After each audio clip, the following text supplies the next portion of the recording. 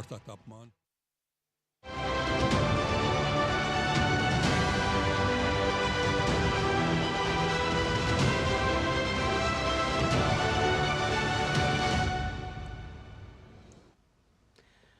नमस्कार, बहुत बहुत स्वागत है आपका हमारे इस विशेष कार्यक्रम में। और इस कार्यक्रम में हम बात करेंगे मजबूत होते भारत पोलैंड संबंधों की।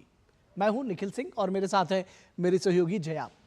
और तो प्रधानमंत्री नरेंद्र मोदी पोलैंड की यात्रा पर है और पीएम की यात्रा कई मायनों में ऐतिहासिक है, कई मायनों में विशेष है। 45 वर्षों के बाद कोई भारतीय प्रधानमंत्री पोलैंड की यात्रा पर गया है, तो द्विपक्षीय संबंधों को मजबूत करेंगे इस यात्रा के दौरान। और ये दौरा बेहद अहम होने जा रहा है, क्यों जया?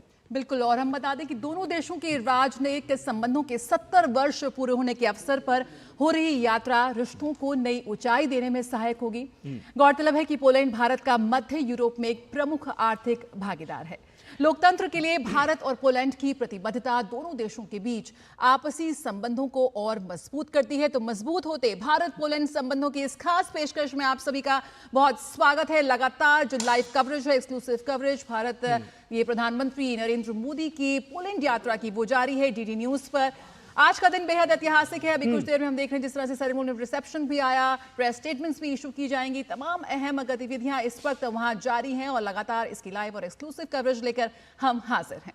बिल्कुल, लाइव और एक्सक्लूसिव कवरेज लेकर हम हाजिर हैं। आपको जिस भी तरह से प्रधानमंत्री नरेंद्र मोदी की यात्रा आगे बढ़ती रहेगी, वहां से लाइव अपडेट्स हम आपको दिखाते रहेंगे।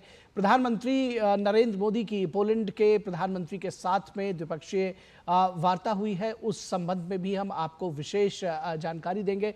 और प्रधानमंत्री नरेंद्र मोदी का पोलैंड की राजधानी वार्सा में औपचारिक स्वागत किया गया था। इससे पहले जो जानकारी हमने आपको दी थी, और हम आपको बता दें कि पोलैंड के प्रधानमंत्री डोनाल्ड टस्क ने चांसलरी में पीएम मोदी का गर्मजोशी से अभिनंदन किया। पीएम को वहां गार्ड ऑफ ऑनर भी दिया गया।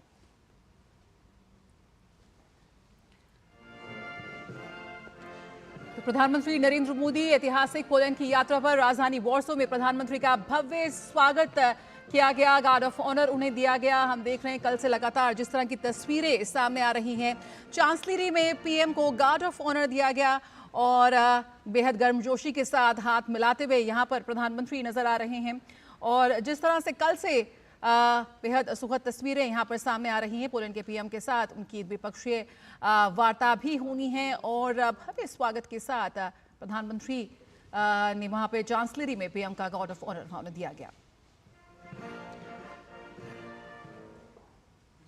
तो प्रधानमंत्री नरेंद्र मोदी ने पोलैंड के अपने समकक्ष डोनाल्ड टस्क के साथ द्विपक्षीय बैठक की। बेहद महत्वपूर्ण ये बैठक रही और इसका इंतजार दोनों देशों की तरफ से किया जा रहा था। दोनों देशों के बीच सहयोग को बढ़ाने की दिशा में ये मुलाकात बेहद अहम मानी जा रही है। विभिन्न क्षेत्रों में संबंधों को मजबूती देने और द्विपक्षीय सहयोग में हुई प्रगति की समीक्षा देशों के प्रधानमंत्री हैं। प्रधानमंत्री नरेंद्र मोदी और पोलिश प्रधानमंत्री डोनाल्ड टस्क, उनके बीच की जो गर्मजोशी है उसको आप समझ सकते हैं कितनी गर्मजोशी के साथ। तो कहते हैं जया, जिस तरह से कि तस्वीरें अपने आप में बहुत कुछ कहती हैं, बोलती हैं, तो ये तस्वीरें अपने आप में बहुत कुछ दर्शाती हैं। तो बिल्कुल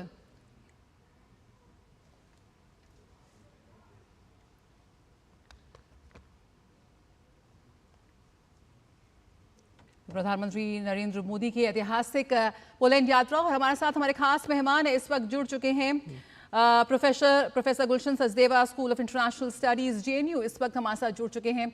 बहुत स्वागत है आपका प्रोफेसर सचदेवा हमारे साथ इस खास पेशकश में जुड़ने के लिए। तमाम तरह की तस्वीरें इस वक्त लगातार हम अपने दर्शकों को दिखा रहे हैं। यहाँ पर इस यात्रा को बेहद ऐतिहासिक माना जा रहा है। 45 वर्षों के बाद किसी भारतीय प्रधानमंत्री की ये पहली पोलैंड यात्रा है।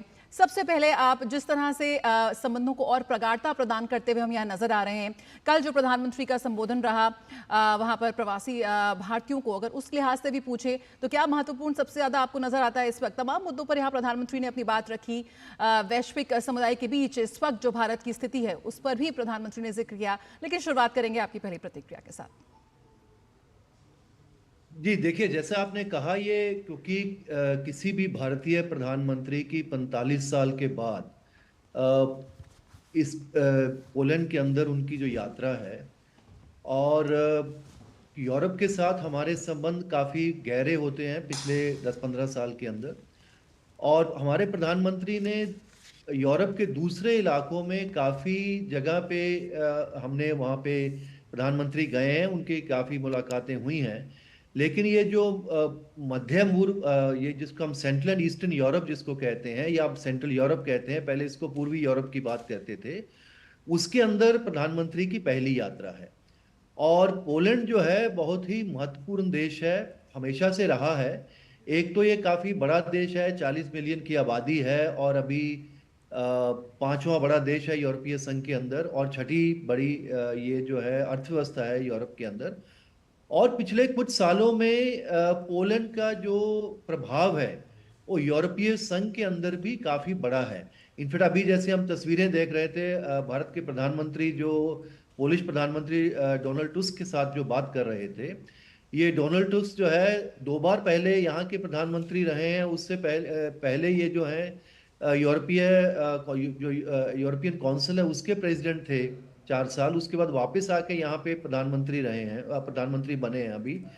तो इनका यूरोप के अंदर भी काफी इनका प्रभाव है। और यूरोपीय संघ के जितने जो इंस्टीट्यूशन है, जितनी संस्थाएं हैं, उनके अंदर भी पोलैंड का जो प्रभाव है वो बढ़ता है पहले से। क्योंकि जैसे आप यूरोपियन पार्लियामेंट के अंदर भी देख लीजिए तो लगता है कि 50 से ज्यादा जो यूरोपियन जो पार्लियामेंट के मेंबर हैं वो पोलैंड से आते हैं। और पोलैंड के प्रधानमंत्री जो थे पहले वहाँ पे यूरोपियन काउंसिल के प्रेसिडेंट रहे थे। और खास तौर से जो यूक्रेन के युद्ध के बाद पिछले 2-3 सालों में जो बिल्कुल जो फ्रंटलाइन जो है पश्चिम का, जिस तरह से उनकी जो गतिविधियां यूक्रेन के अंदर हैं हो रही हैं, उसका जो सारा जो फैसिलिटेट कर रहे हैं, सारी वहाँ पे मिलिट्री सपोर्ट और बाकी किस्म की जो सपोर्ट है, डिप्लोमेटिक सपोर्ट, वो सारी पोलैंड के थ्रू ही हो रही है। तो पोलैंड का प्रभाव पहले से काफी बड़ा है यूरोपीय संघ के अंदर। और क्योंकि पोलैंड के साथ बहुत पुराना संबंध रहा है, जब वो सोवियत संघ का इलाका था समाजवाद का, तब भी हमारे इनके साथ बहुत अच्छे संबंध थे। क्योंकि जब सोवियत संघ हमारा जो है सबसे बड़ा व्यापारिक साझेदार होता था। और उसके बाद इस पूरे इलाके में हमारे जो पूरे निर्यात थे, जी। वो पोलैंड दूसरी बड़ी वहां पे हमारी मंडी थी। और हमारे डिफेंस के स्ट्रेटेजिक और पॉलिटिकल संबंध इनके साथ बहुत अच्छे रहे थे उस जमाने में भी। अब क्योंकि ये यूरोपीय संघ के सदस्य बन गए हैं और हमारी यूरोपीय संघ के साथ भी सामरिक साझेदारी है, और उसके अंदर भी जो है हम बहुत सारी चीज़ों में यूरोपीय संघ के साथ बातचीत उनके साथ हम काम कर रहे हैं। तो पोलैंड उसके अंदर एक बहुत अच्छी अहम भूमिका निभा सकता है। और पोलैंड को ये लगता था कि इतना बड़ा देश है भारत की, और क्योंकि एक और भी चीज़ हुई है पिछले कई सालों में, क्योंकि इस पूरे जो सेंट्रल एंड ईस्टर्न यूरोप का जो इलाका है और साउथ ईस्टर्न यूरोप वाला जो इलाका था, उसमें चीन का प्रभाव पहले कुछ थोड़ा बड़ा था। क्योंकि आप 16+1 की जो उन्होंने एक संस्था बनाई थी, और काफी देश इस पूरे इलाके में वो बेल्ट एंड रोड इनिशिएटिव के भी भागीदार बने थे। तो इसलिए मुझे लगता है कि ये जो पूरी बदलती हुई परिस्थिति है, उसके अंदर भारतीय प्रधानमंत्री का वहां जाना और हमारे संबंधों को एक नई दिशा देना। और अभी आज की जो मीटिंगें हैं, चाहे वो प्रधानमंत्री के साथ हो वहाँ के, या राष्ट्रपति के साथ हो, या वहाँ के बिजनेस लीडर्स के साथ जो बातचीत होंगी, और उसके बाद मुझे लगता है जो आउटकम इस पूरी उनकी जो यात्रा का निकलेगा, उसमें एक नए किस्म का एक इंस्टीट्यूशनल मैकेनिज्म मुझे लगता है देखने को मिलेगा। और हमारे अभी डायरेक्ट उनके साथ संबंध भी हो गए हैं, इनफैक्ट डायरेक्ट फ्लाइट भी आजकल जो है दिल्ली और मुंबई से वॉर्सो के साथ जुड़ गए हैं फिर से। तो 20-25 हज़ार जो है भारतीय भी वहाँ पे रहते हैं। हमने कल जो प्रधानमंत्री का वहाँ पे जो उनका समारोह था उसके अंदर भी हमने देखा। और 5-6 हज़ार जो हमारे स्टूडेंट भी वहाँ पे पढ़ रहे हैं। तो एक हमारा एक पुराना उनके साथ अच्छा ऐतिहासिक संबंध था, सांस्कृतिक संबंध था, और अभी एक नए पूरी बदलती हुई परिस्थिति में, और वो भी भारत की ओर देख रहे हैं, भारत को एक अच्छी मंडी देखते हैं, भारत के साथ और आधुनिकीकरण के रूप में आधुनिक जो भारत के साथ जो जो जो तरक्की भारत के अंदर हो रही है, उसमें भी वो भारत के साथ जुड़ना चाहते हैं। और एक और पॉइंट मैं आपको बोल दूं कि जैसे वहाँ पे वॉर्सो यूनिवर्सिटी में आप देखें, वो पिछले 100 साल से इंडोलॉजी का डिपार्टमेंट लगभग 100 साल से वहाँ पे है।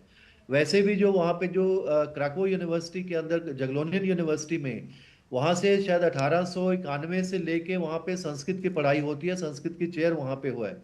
तो उनका बहुत संबंध है भारत को अच्छी तरह से, जो पुराना भारतीय संस्कृति है, वहाँ की हमारी जो भाषाएं हैं उसके बारे में उनकी बहुत अच्छी समझ है। लेकिन जो नया बदलता हुआ आधुनिक भारत है जी उसके बारे में हमको और उनको शायद जानकारी देने की जरूरत है। जो भारत के अंदर मुझे लगता है, जो प्रधानमंत्री ने कल अपना जो भाषण दिया उसमें उन्होंने बताया कि किस तरह से भारत नई नई दिशाओं में, विज्ञान में, आईटी में, स्पेस में जिस तरह से तरक्की कर रहा है, और काफी चीजें वो जानते हैं, कुछ चीजें हमको शायद और उनको बतानी पड़ेगी। और उनको बता, ये भी मुझे लगता है इस पूरी यात्रा के बाद से एक नए संबंधों का एक नई दिशा उसको मिलेगी, और एक नया एक इंस्टीट्यूशनल स्ट्रक्चर, एक साझे, वो किस रूप में उभरेगा वो इस पूरे, मुझे लगता है जब समापन होगा इनकी वहाँ पे यात्रा जी का, तब हम उसके बारे में आंकलन कर पाएंगे। लेकिन मुझे उम्मीद है कि उसके अच्छे परिणाम निकलेंगे। जी, निश्चित तौर पर अच्छे परिणामों की उम्मीद दोनों देश कर रहे हैं। प्रोफेसर सचदेवा, 45 वर्ष बाद किसी भारतीय प्रधानमंत्री की ये यात्रा है, जिसको कहना चाहिए कि देर आए दुरुस्त आए। किस तरह से इन संबंधों का आकलन करेंगे बदली हुई परिस्थितियों में? आपने कहा कि भारत भी बदला है, विश्व की स्थितियां भी बदली हैं, और आप देख रहे हैं कि इसके बाद प्रधानमंत्री नरेंद्र मोदी का यूक्रेन का दौरा है। जो आज की का जो वर्ल्ड ऑर्डर है उसमें भारत पोलैंड संबंध कैसे आकलन करेंगे, कैसे इन रिश्तों को देखेंगे? और एक बात और समझना चाहेंगे कि जब दोनों देशों के प्रधानमंत्री आपस में वार्ता कर रहे हैं, क्या कुछ प्रमुख एजेंडा आपके हिसाब से होना चाहिए? देखिए, एजेंडा तो काफी सीधा है। उसमें एक तो ये बात है, क्योंकि वहाँ प्रधानमंत्री पोलैंड भी गए हैं और उसके बाद वो यूक्रेन जाएंगे। तो एक बहुत बड़ा उनका जो यात्रा का जो ऑब्जेक्टिव है वो यूक्रेन में जाना है। और ये बात भी सही है, क्योंकि जो भारत के जो पर्सपेक्टिव है यूक्रेन के संकट के बारे में, वो यूरोप के देशों से और पोलैंड से भी अलग हैं। और उनको भी इसका पता है कि क्योंकि हमारे संबंध जो है रूस के साथ, हमारी अपनी एक साझेदारी है, हमारे अपने कुछ इंटरेस्ट रूस के साथ हैं, तो उसके बारे में उनको अच्छी तरह से पता है। जी तो एक तो ये है कि जब प्रधानमंत्री दोनों मिलेंगे तो एक दूसरे को अपना पर्सपेक्टिव समझाने की कोशिश करेंगे।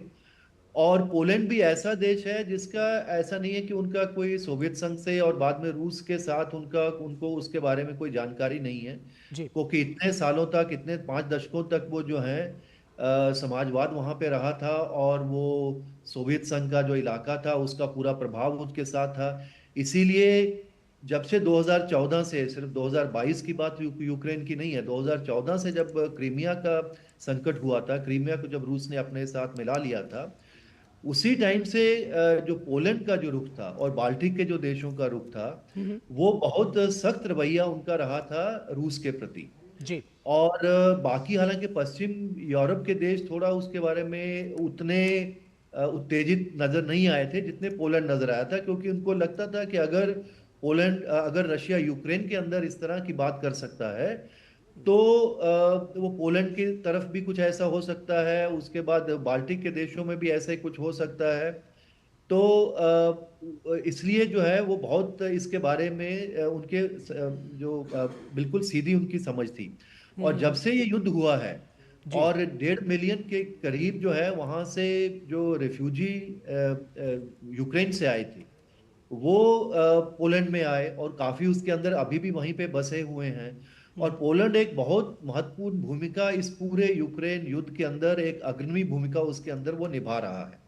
तो अगर भारत किसी भी किस्म की पहल करना चाहता है यूक्रेन, जैसे भारतीय प्रधानमंत्री ने बार बार कहा है, कल भी कहा है कि ये कोई युद्ध का टाइम नहीं है, जो भी कोई समस्या है उसका हल जो है वो राजनीति से, बातचीत के द्वारा निकाला जाएगा। लेकिन उस बातचीत को निकालने के लिए अभी 1 महीना पहले जब प्रधानमंत्री रूस गए थे, वहां पे भी उन्होंने यही बात दोहराई थी। और अब ये क्योंकि पोलैंड आए हैं और उसके बाद कल जो है वहां पे यूक्रेन में जाएंगे, तो जो इनकी तरफ से इनकी जो समझ है इस पूरे संकट के बारे में, उसको समझने में हमको भी कुछ पता चलेगा कि किस तरह से उस पूरे संकट को वो देखते हैं। तो हालांकि जैसे चीन ने एक अपना एक पीस प्लान दिया है, टर्की का अपना कुछ प्लान था, स्विट्जरलैंड में एक और मीटिंग उसके बारे में कुछ हुई थी।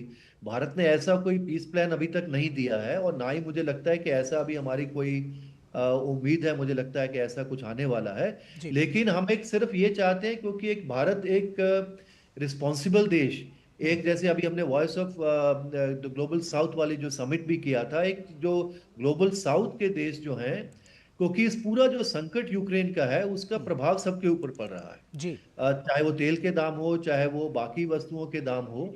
तो अब भारत वो क्योंकि एक रिस्पॉन्सिबल बड़ा देश है, वो एक चाहता है कि किसी तरीके से अगर ये संकट इसका कोई हल नजर आए, उसके अंदर किसी किस्म की भूमिका अगर हम निभा पाएंगे तो हम उसके लिए तैयार हैं। और भारत ने वहां पे यूक्रेन में अभी तक जो है वो कुछ ह्यूमैनिटेरियन असिस्टेंट अभी तक हमने दिया है। और हो सकता है कल जब प्रधानमंत्री वहां जाएं कुछ और नए ह्यूमैनिटेरियन असिस्टेंट, या इसके बाद जब ये संकट के बाद की जो बात होगी, जो रिकंस्ट्रक्शन होगा यूक्रेन का, उसके अंदर भी भारत कुछ अपनी भागीदारी निभा सकता है। लेकिन वो मुझे लगता है कि एक दूसरे को समझने के लिए एक बहुत अच्छी ये एक पहल है। जी। और उसके साथ सिर्फ यूक्रेन का मुद्दा जरूर रहेगा, लेकिन उसके साथ साथ ये भी इम्पोर्टेंट है क्योंकि वो एक द्विपक्षीय वार्ता है। और क्योंकि ये हमारे जैसे देखे जो स्ट्रेटेजिक पार्टनरशिप है वेस्टर्न यूरोप में, जी। हमने यूरोपीय संघ के साथ स्ट्रेटेजिक पार्टनरशिप है, जर्मनी के साथ है, फ्रांस के साथ है, अभी हमने हाल में इटली और ग्रीस के साथ भी स्ट्रेटेजिक पार्टनरशिप किया। और यूके के साथ हमारी बहुत पहले से एक पार्टनरशिप थी वो। तो हो सकता है इस पूरे इलाके में हमारे कोई पार्टनरशिप नहीं है। तो ये भी हो सकता है कि इस यात्रा के अंत में शायद भारत और पोलैंड के बीच में एक स्ट्रेटेजिक पार्टनरशिप की एक समझ जी। बने। वो भी हो सकता है, क्योंकि अगर वो बनती है तो उससे एक नए तरीके का इंस्टीट्यूशनल मैकेनिज्म बनेगा। हर साल 2 साल में दोनों प्रधानमंत्री मिलेंगे, उस बात को आगे बढ़ाएंगे। और उसके साथ काफी बातें जो हमारे यूरोपीय संघ के साथ भी चल रही हैं, उनके साथ हमारे व्यापार की वार्ता चल रही है। तो उस सारे का प्रभाव भी, अगर वो सारी चीजों के पॉजिटिव उनके कुछ बिल्कुल, तमाम रिजल्ट प्रमुख क्षेत्र हैं। एक बेहद महत्वपूर्ण एजेंडे के साथ ये प्रधानमंत्री का दौरा हो रहा है। हमारे साथ पूर्व भारतीय राजदूत अमृत लुगुन भी जुड़ चुके हैं। बहुत स्वागत है आपका हमारे खास मेहमान के तौर पर इस पेशकश में जुड़ने के लिए। अमृत जी, आपसे सबसे पहले शुरुआत में ही जानना चाहेंगे कि ऐसे बहुत से देश हैं जहां भारतीय पीएम दशकों तक नहीं गए थे, लेकिन 4 दशक बाद हमने देखा कि बीते दिनों ऑस्ट्रिया गए और 45 साल के बाद अब पोलैंड प्रधानमंत्री नरेंद्र मोदी गए हैं। यानी कि जो भारत की जो विदेश नीति है उसमें एक बड़ा बदलाव देख रहे हैं। अब जो हमारी विदेश नीति है वो दूरी बनाना नहीं बल्कि नज़दीकी बनाना है, जिस तरह से प्रधानमंत्री ने कल भी कहा अपने संबोधन में।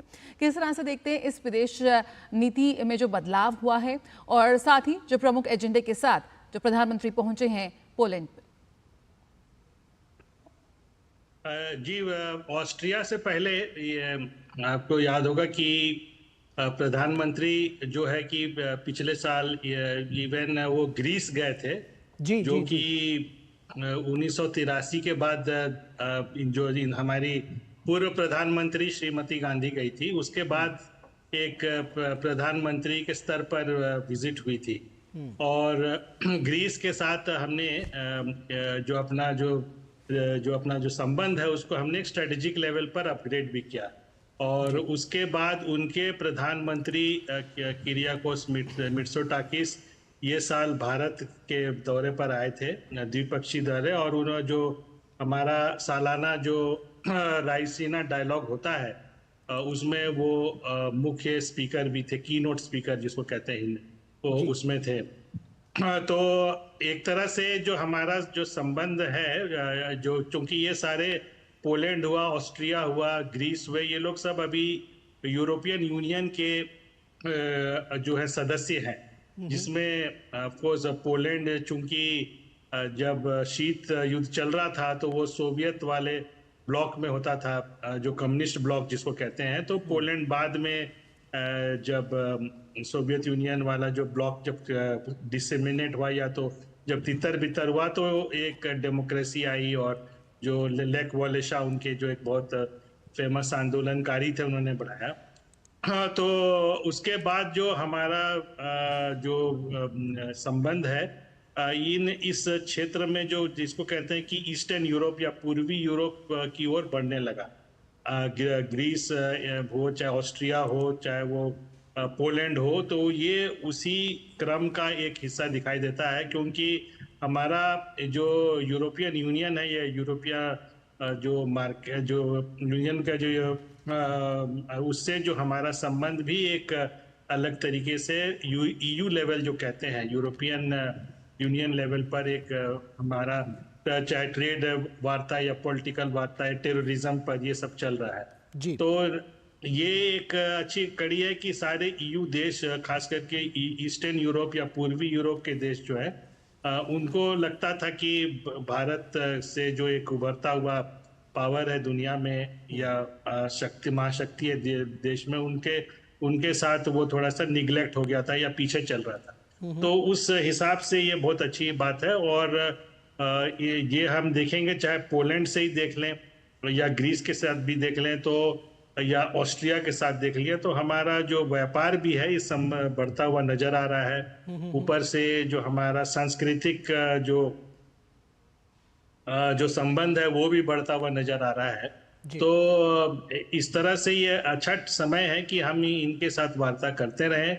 और खास करके अभी दुनिया में जिस तरह से पोलैंड तो यूक्रेन के बिल्कुल नजदीक भी है, और उनके जो वहाँ पर जो युद्ध चल रही है उसमें जो है कि उनका एक अहम भूमिका है। काफी यूक्रेनियन लोग वहां से निकल के पोलैंड आए, बॉर्डर है, और उस एरिया में पोलैंड सबसे बड़ा देश है। जो बाकी बॉर्डर्स है यूक्रेन के साथ, चाहे वो हंगरी ले लें या चेक गणराज्य ले लें, तो पोलैंड सबसे बड़ा है। और भारत के लिए भी वो जो बोलते हैं कि जो जनसंख्या वाइज सबसे ज्यादा बड़ा है, और हमारा रिलेशंस जो है उनके साथ बढ़ना बहुत इम्पोर्टेंट है। और ऊपर से पोलैंड एक तरह से ब्रिज हो जाता है या पुल हो जाता है पूर्व और पश्चिम के बीच में, क्योंकि ठीक पोलैंड के पश्चिम में जर्मनी पड़ता है जिसका कि अलग ही महत्व है।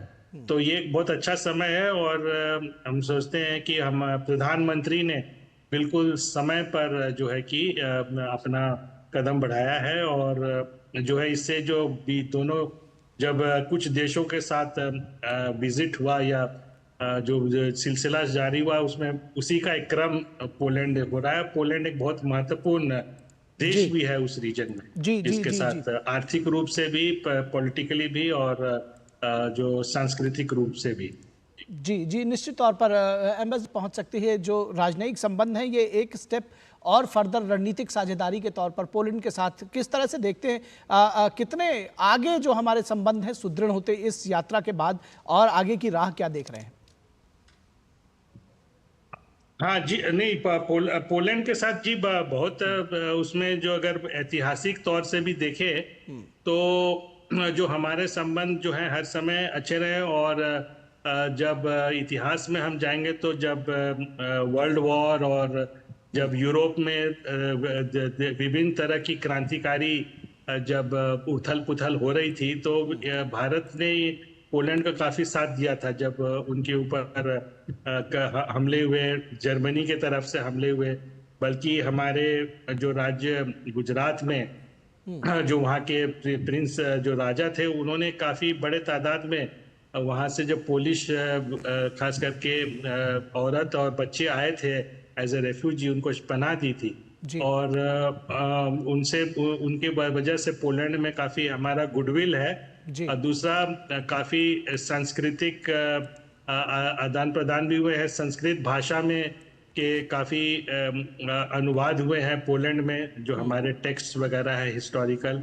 और वहाँ के क्राकोव जो सबसे पुराना शहर है, वहाँ के यूनिवर्सिटी में हमारा एक इंडियन चेयर भी है, जिससे कि सांस्कृतिक भाषा आदान प्रदान हो सके। इंडिया ने जो जब पोलैंड जब ये कम्युनिस्ट वाले जो ईस्टर्न ब्लॉक में होता था, सोवियत यूनियन, कोल्ड वॉर के या शीत युद्ध के समय, तो हमारे संबंध उस समय भी बहुत अच्छे थे। काफी सोवियत यूनियन के द्वारा या तो उस अम्ब्रेला के द्वारा या उस छतरी के द्वारा हमारे काफी टेक्निकल व्यापारिक संबंध होते थे। खास करके टेक्निकल साइड में, हमारे डिफेंस साइड में काफ़ी टैंक्स वगैरह में पोलिश कंपनीज का काफ़ी उस समय का देन रहा है। और जब से पोलैंड जो है कि उस ये जो शीत युद्ध खत्म होने के बाद जब से वो यूरोपियन यूनियन का पार्ट बना है, तो हमारे संबंध और अच्छे हुए हैं। पार्लियामेंट्री जो हमारे जो एक्सचेंजेस हुए हैं, 2-3 बार हम उनके पार्लियामेंट्री 2-3 बार डेलीगेशंस आए हैं, हमारे यहाँ से गए हैं। तो बाकी जगह मतलब फॉरेन ऑफिस कंसल्टेशंस हमारे बराबर होते रहे हैं। और जो मेन मुख्य चीज है कि व्यापार जो है हमारा जो पिछले 10 साल में या 15 साल में दुगुनी से भी ज्यादा हो गया, मतलब 100% जिसको बोलते हैं कि हमारा व्यापार बना। इवन 2-3 साल में देखें, जो 2020 में जो हमारा 2.7 या ऐसे कुछ बिलियन डॉलर्स था जो व्यापार का, वो अभी करीब करीब $5 बिलियन के लगभग पिछले साल आ गया है। तो ये 2 साल में ही फिर डबल हो गए। आपको दूसरा ये कि हमारे जो ट्रेड है हमारे फेवर में है, हमारे पक्ष में है। तो इस तरह से और पोलैंड जो है कि काफी जो स्टैंडर्ड ऑफ लिविंग है यूरोपियन यूनियन के बाद एक उभरता कंट्री है। जर्मनी के काफी कंपनी जो है आप पोलैंड में अपना जो है कि मैन्युफैक्चर करवाते हैं, क्योंकि जर्मनी में पावर, मैन पावर का ये सब जो कॉस्ट है या जो उसका जो दाम है काफी बढ़ गया है पोलैंड की अपेक्षा। और तो पोलैंड में काफी आईटी में जो हमारा अगेन एक क्षेत्र है, पोलैंड ने काफी अच्छा विकास किया है। तो ये एक अच्छा समय है कि एक सबसे टॉप लेवल में, कि सबसे उच्च स्तरीय लेवल पर हमारे संबंध को और सुदृढ़ किया जाए। और इससे बिल्कुल ये पूरा उम्मीद है कि, और यह पूरा संकेत मिलेगा कि वो बाकी क्षेत्र में और जो बढ़ता हुआ हमारा जो संबंध है वो और जरूर बढ़ेगा, पोलैंड से, यूरोपियन यूनियन से भी और पूर्वी यूरोप में। बिल्कुल, तो यहाँ पर व्यापार जो है वो एक अहम कड़ी है। और पोलैंड जिस तरह से मध्य और पूर्वी यूरोप में भारत का सबसे बड़ा व्यापारिक और निवेश साझेदार है, इसी साझेदारी को आगे बढ़ाने पर यहाँ पर नजर होगी। प्रोफेसर साहब हमारे साथ जुड़े हुए हैं।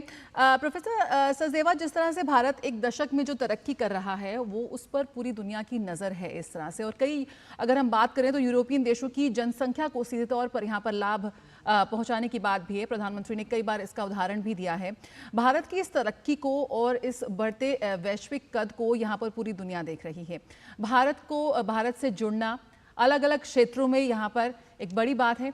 पोलैंड के साथ किन आप देखते हैं कि निवेश, यहाँ व्यापार की बात हम कर रही हैं, लेकिन किन किन क्षेत्रों पर यहाँ पर खास तौर पर नज़र हो सकती है और जो हमारे एजेंडे में शामिल हैं, और भारत और पोलैंड एक लंबी साझेदारी की उम्मीद कर सकते हैं? जी, इनफैक्ट एक चीज और हमको ध्यान में रखनी चाहिए, क्योंकि जब पूरे ये सारे मध्य पूर्व के जो देश थे यूरोप के अंदर, जब उन्होंने अपना बदलाव शुरू किया था 90 के दशक में, तो सबसे पहले जो बदलाव शुरू हुआ था वो पोलैंड में शुरू हुआ था। और 90 का जो उनका जो प्लान था, जो शॉक थेरेपी वाला बल्सेरोविच प्लान जो था, उसके बाद से अगर हम देखते हैं बहुत ही एम्बिशियस कंट्री पोलैंड रहा है। और 1995 के बाद से अभी तक पोलैंड जो है फास्टेस्ट ग्रोइंग इकोनॉमी पूरे यूरोप के अंदर रहा है। हालांकि अभी तक वो यूरोजोन का हिस्सा नहीं बना है, लेकिन उसके अलावा बहुत ही वहाँ पे इन्वेस्टमेंट जितना इस पूरे इलाके में आया है उसका आधा इन्वेस्टमेंट पोलैंड के अंदर आया, और उनकी ग्रोथ रेट बहुत अच्छी रही है। और क्योंकि हमारे संबंध उनके साथ बहुत पहले पुराने अच्छे थे, लेकिन अब नई बदलती हुई परिस्थितियों के अंदर जैसा आपने कहा, एक उभरती हुई शक्ति भारत है, एक उभरती हुई आर्थिक शक्ति जब है तो उसके अंदर बहुत अच्छी संभावनाएं उनके साथ हो सकती है। जैसे हम सामरिक साझेदारी की बात कर रहे थे, हालांकि हम कह रहे हैं कि ये अच्छी बात है कि प्रधानमंत्री 45 साल के बाद गए हैं। मुझे लगता है अभी भी हमको बहुत पहले ये कई काम कर लेने चाहिए थे वहां पे, क्योंकि अगर हम देखें, चीन ने पोलैंड के साथ 2016 में सामरिक साझेदारी की थी, और उनका अगर व्यापार, अगर हम पोलैंड के साथ देखते हैं, हमसे कई गुना ज्यादा उनका व्यापार उनके साथ है। और वो बेल्ट एंड रोड का भी हिस्सा वो रहे थे कुछ प्रोजेक्ट्स के अंदर। तो और हमको अभी, क्योंकि वो भी चाहते हैं अभी, क्योंकि वो उनकी चीन की तरफ से थोड़ी सी एक शंकाएं पूरे यूरोप में हैं और पोलैंड में भी हैं, तो वो चाहते हैं कि भारतीय कंपनीज वहां पे आएं, वहां पे निवेश करें। और अगर हम देखें, जो भारतीय कंपनी 3 बिलियन का वहां पे निवेश भारतीय कंपनीज ने किया हुआ है, और 3 बिलियन कोई इतना बहुत कम जो है वो भी निवेश नहीं है। और सिर्फ आईटी और फार्मा सेक्टर की बात नहीं है, बाकी और कई सेक्टर्स के अंदर भी, मैन्युफैक्चरिंग सेक्टर के अंदर भी, स्टील के अंदर भी कई और इलाके हैं जिसके अंदर कई ऐसे सेक्टर्स हैं जिसके अंदर भारतीय कंपनीज ने वहां पे निवेश किया हुआ है। उसी तरह से मुझे लगता है 30-40 जो है वो पोलिश कंपनीज ऑलरेडी भारत के अंदर ऑपरेट कर रही हैं। वो पैकेजिंग के काफी जो है टेट्रा पैक वाला जो है, और वो बिल्कुल पोलिश कंपनीज यहाँ पे पूरे भारत के अंदर वो सारा पैकेजिंग का सामान बनाती हैं। उसके अलावा जो है कॉस्मेटिक्स हैं और कई और ऐसे जो औद्योगिक क्षेत्र हैं जिसके अंदर जो पोलैंड की वो कंस्ट्रक्शन के अंदर भी उनकी जो कंपनीज यहाँ पे काम करती रही हैं। और डिफेंस के अंदर पहले उन्होंने हमारे जो टैंक मॉडर्नाइजेशन था उसके अंदर भी पोलिश डिफेंस कंपनीज का काफी एक योगदान रहा है। तो क्योंकि हमारी एक पुरानी परंपरा रही है, एक विश्वास है एक दूसरे के ऊपर, लेकिन अब क्योंकि परिस्थितियां बदल गई हैं, वो एकदम यूरोपीय संघ का हिस्सा बन गया है।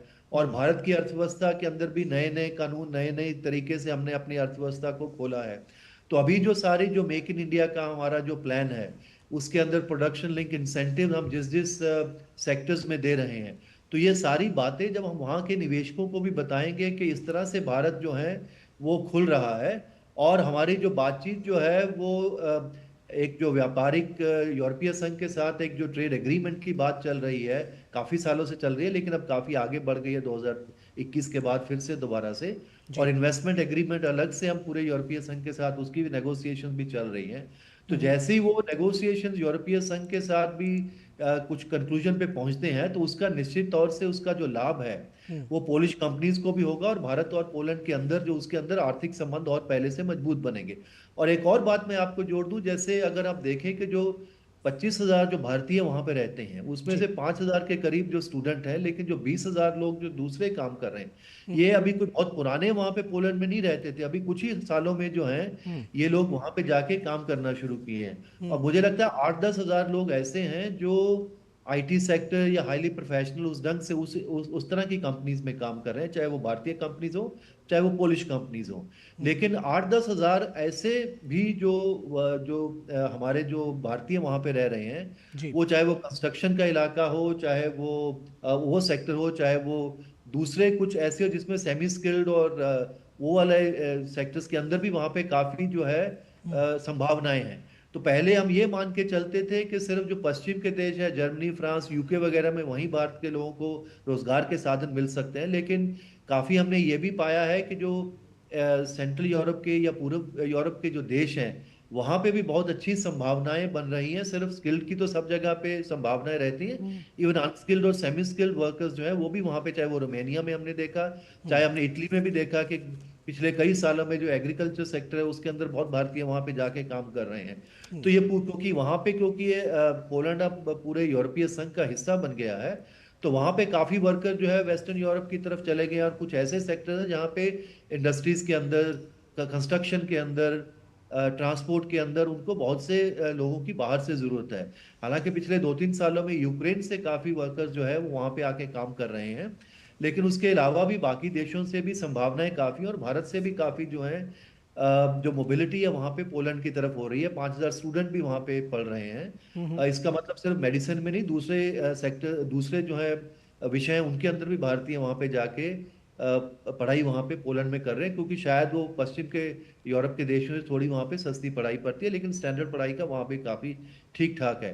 तो इसलिए मुझे लगता है कि ये जो हम प्रधानमंत्री का दौरा है उसके बाद से कई नए ऐसे एग्रीमेंट की संभावना है, जैसे हमने, क्योंकि यूरोपीय संघ का क्योंकि वो हिस्सा है तो वहां पे कॉम्पिटेंसीज हैं। अब जैसे मोबिलिटी का जो है, माइग्रेशन एंड मोबिलिटी वाला जो इलाका जो सेक्टर है, उसमें एग्रीमेंट जो है आपको मेंबर स्टेट यानी पोलैंड के साथ ही उसकी आपको एग्रीमेंट करना पड़ेगा, और ट्रेड की एग्रीमेंट है वो यूरोपीय संघ के साथ करेंगे।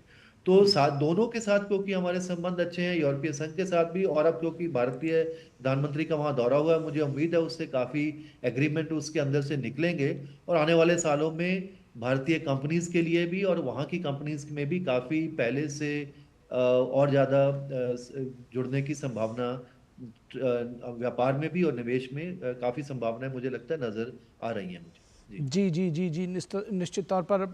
प्रोफेसर गुलशन सचदेवा, अगर हम आपसे एक जो सामान्य दर्शक है उसके लिए ये समझना चाहें कि किस तरह से ये जो यात्रा है प्रधानमंत्री नरेंद्र मोदी की भारत के लिए क्या टेकअवेज होने जा रहे हैं, और क्यों ये वहाँ का दौरा जो बनाया गया 45 वर्षों के बाद, आखिर क्या महत्व रहा इसका और क्या टेकअवेज होने जा रहे हैं भारत के लिए?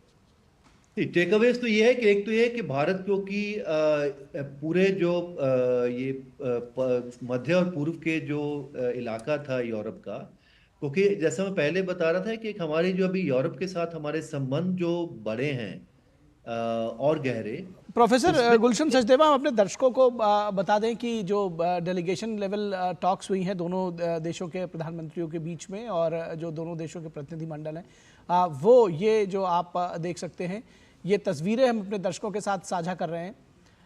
ये तस्वीरें बेहद महत्वपूर्ण हैं और आप देख सकते हैं प्रधानमंत्री नरेंद्र मोदी के साथ में और जो पॉलिश प्रधानमंत्री हैं डोनाल्ड टस्क, उनके साथ में ये प्रतिनिधिमंडल स्तर की बातचीत जो है वो हो रही है। इसमें दोनों देशों के विदेश मंत्रियों को भी देखा जा सकता है। दोनों देशों की तरफ से जो जिसको कहना चाहिए कि दोनों तरफ की टीमें बैठी हैं आपस में जया बातचीत करने के लिए।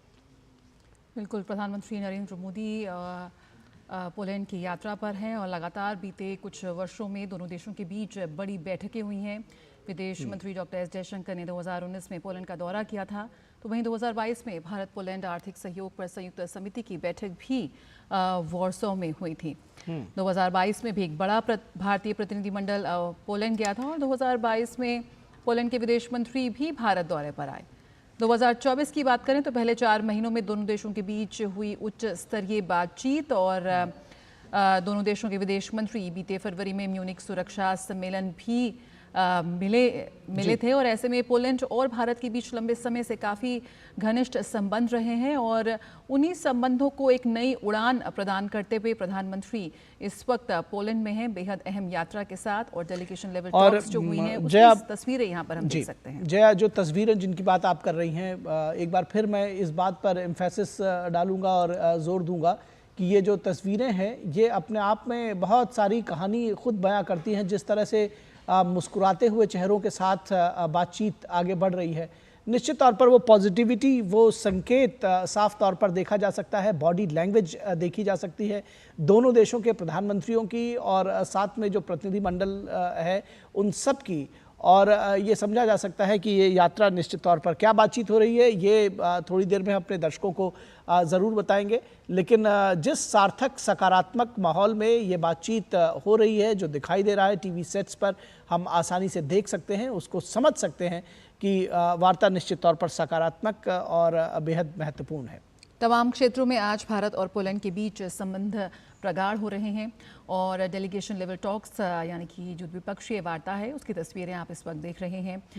प्रधानमंत्री डोनाल्ड टस्क के साथ द्विपक्षीय वार्ता इस वक्त हो रही है प्रधानमंत्री नरेंद्र मोदी की, और इन बैठकों का उद्देश्य जो हमारे द्विपक्षीय संबंध है उन्हें एक नई उड़ान देना है।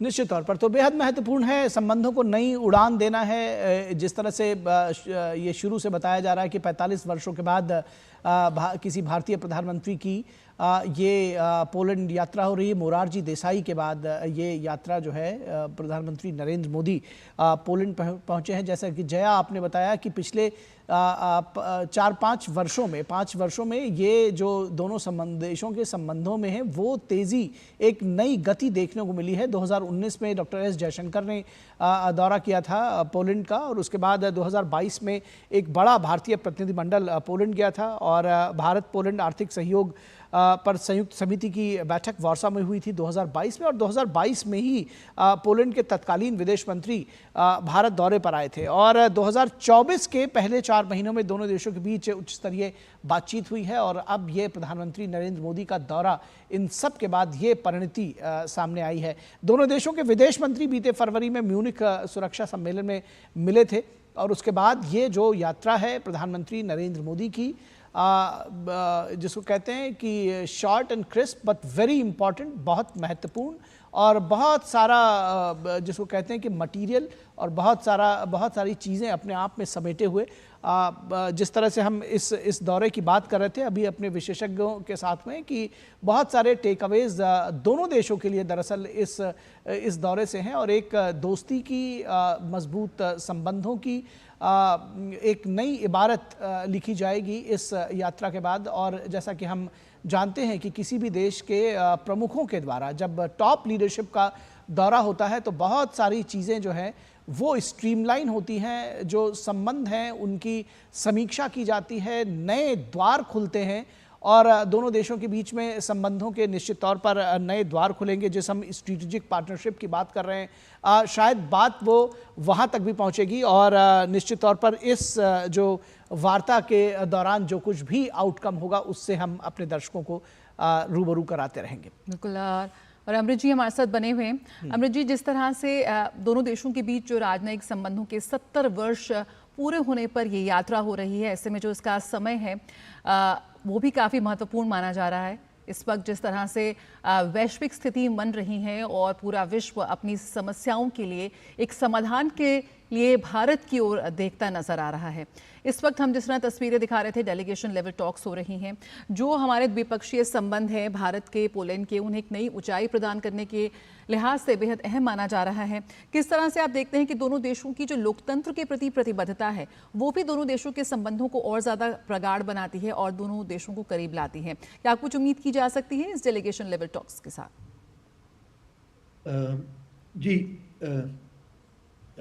जी मुझसे पूछ रहे हैं अमृत जी से एम्बेसडर अमृत जी।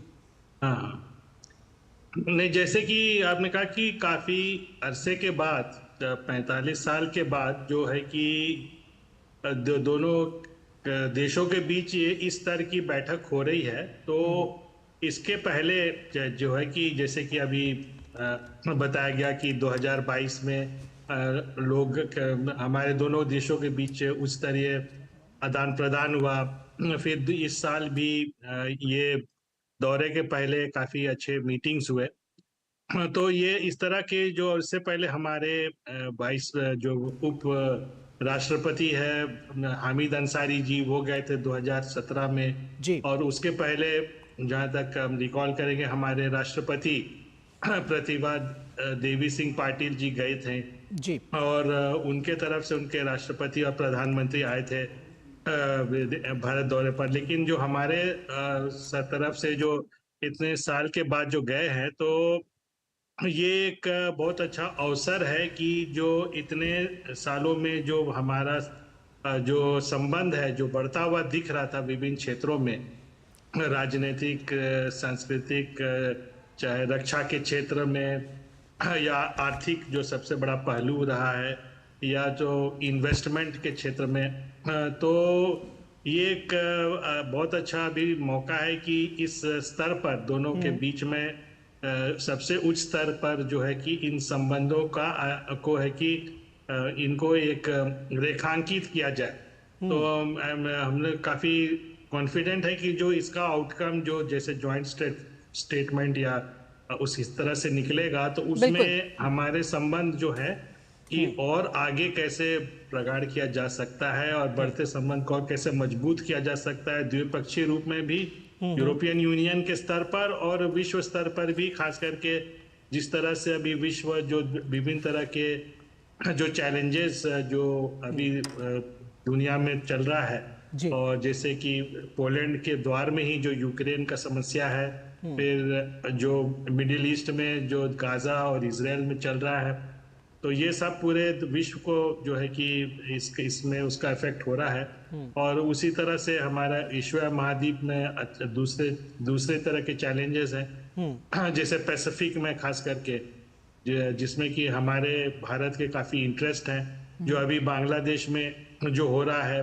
तो ये सब जो दोनों क्षेत्र के एरिया में जो इस तरह के जो चैलेंजेस आए हैं, जो चुनौतियां आई हैं, तो पोलैंड किस नज़र से देखता है, हम किस नज़र से देखते हैं, और कैसे दोनों को मिला करके, जैसे दोनों इस बात को लेकर के काफ़ी खुश रहते हैं या इसमें काफी प्राउड हैं कि दोनों डेमोक्रेटिक वे में बढ़े हैं। पोलैंड भी डेमोक्रेसी के रास्ते में जाना उनका रास्ता आसान नहीं रहा है, लेकिन जब से वो उधर निकला है तो उसके जो डेमोक्रेटिक का जो रूट है या जो उसका जो जड़ है वो काफी मजबूत हुआ है। और तो इस तरह से जो हमारे बीच में जो संबंध बढ़ाने का दोनों के जो काफी जो हमारे कॉमन फीचर्स हैं हमारे बीच में, जो कि मदद करेगा हमारे रिलेशंस को आगे बढ़ाने का।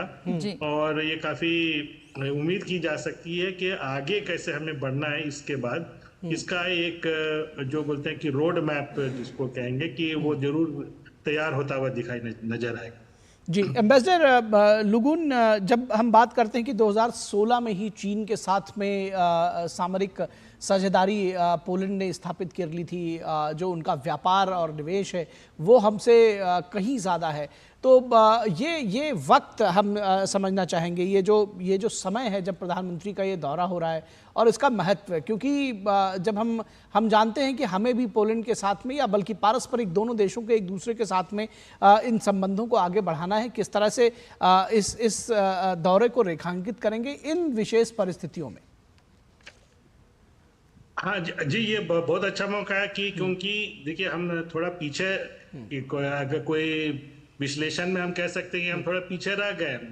जैसे चीन ने, आपने कहा कि 2016 में उन्होंने सामरिक जो उनके साथ संबंध कर लिया था। उसका दूसरा जो हम उदाहरण देखेंगे, जो हमारे प्रधानमंत्री ग्रीस भी गए, तो उसमें जो है कि हमने अपना जो रिलेशंस को बढ़ा दिया, स्ट्रेटेजिक लेवल पर कर दिया।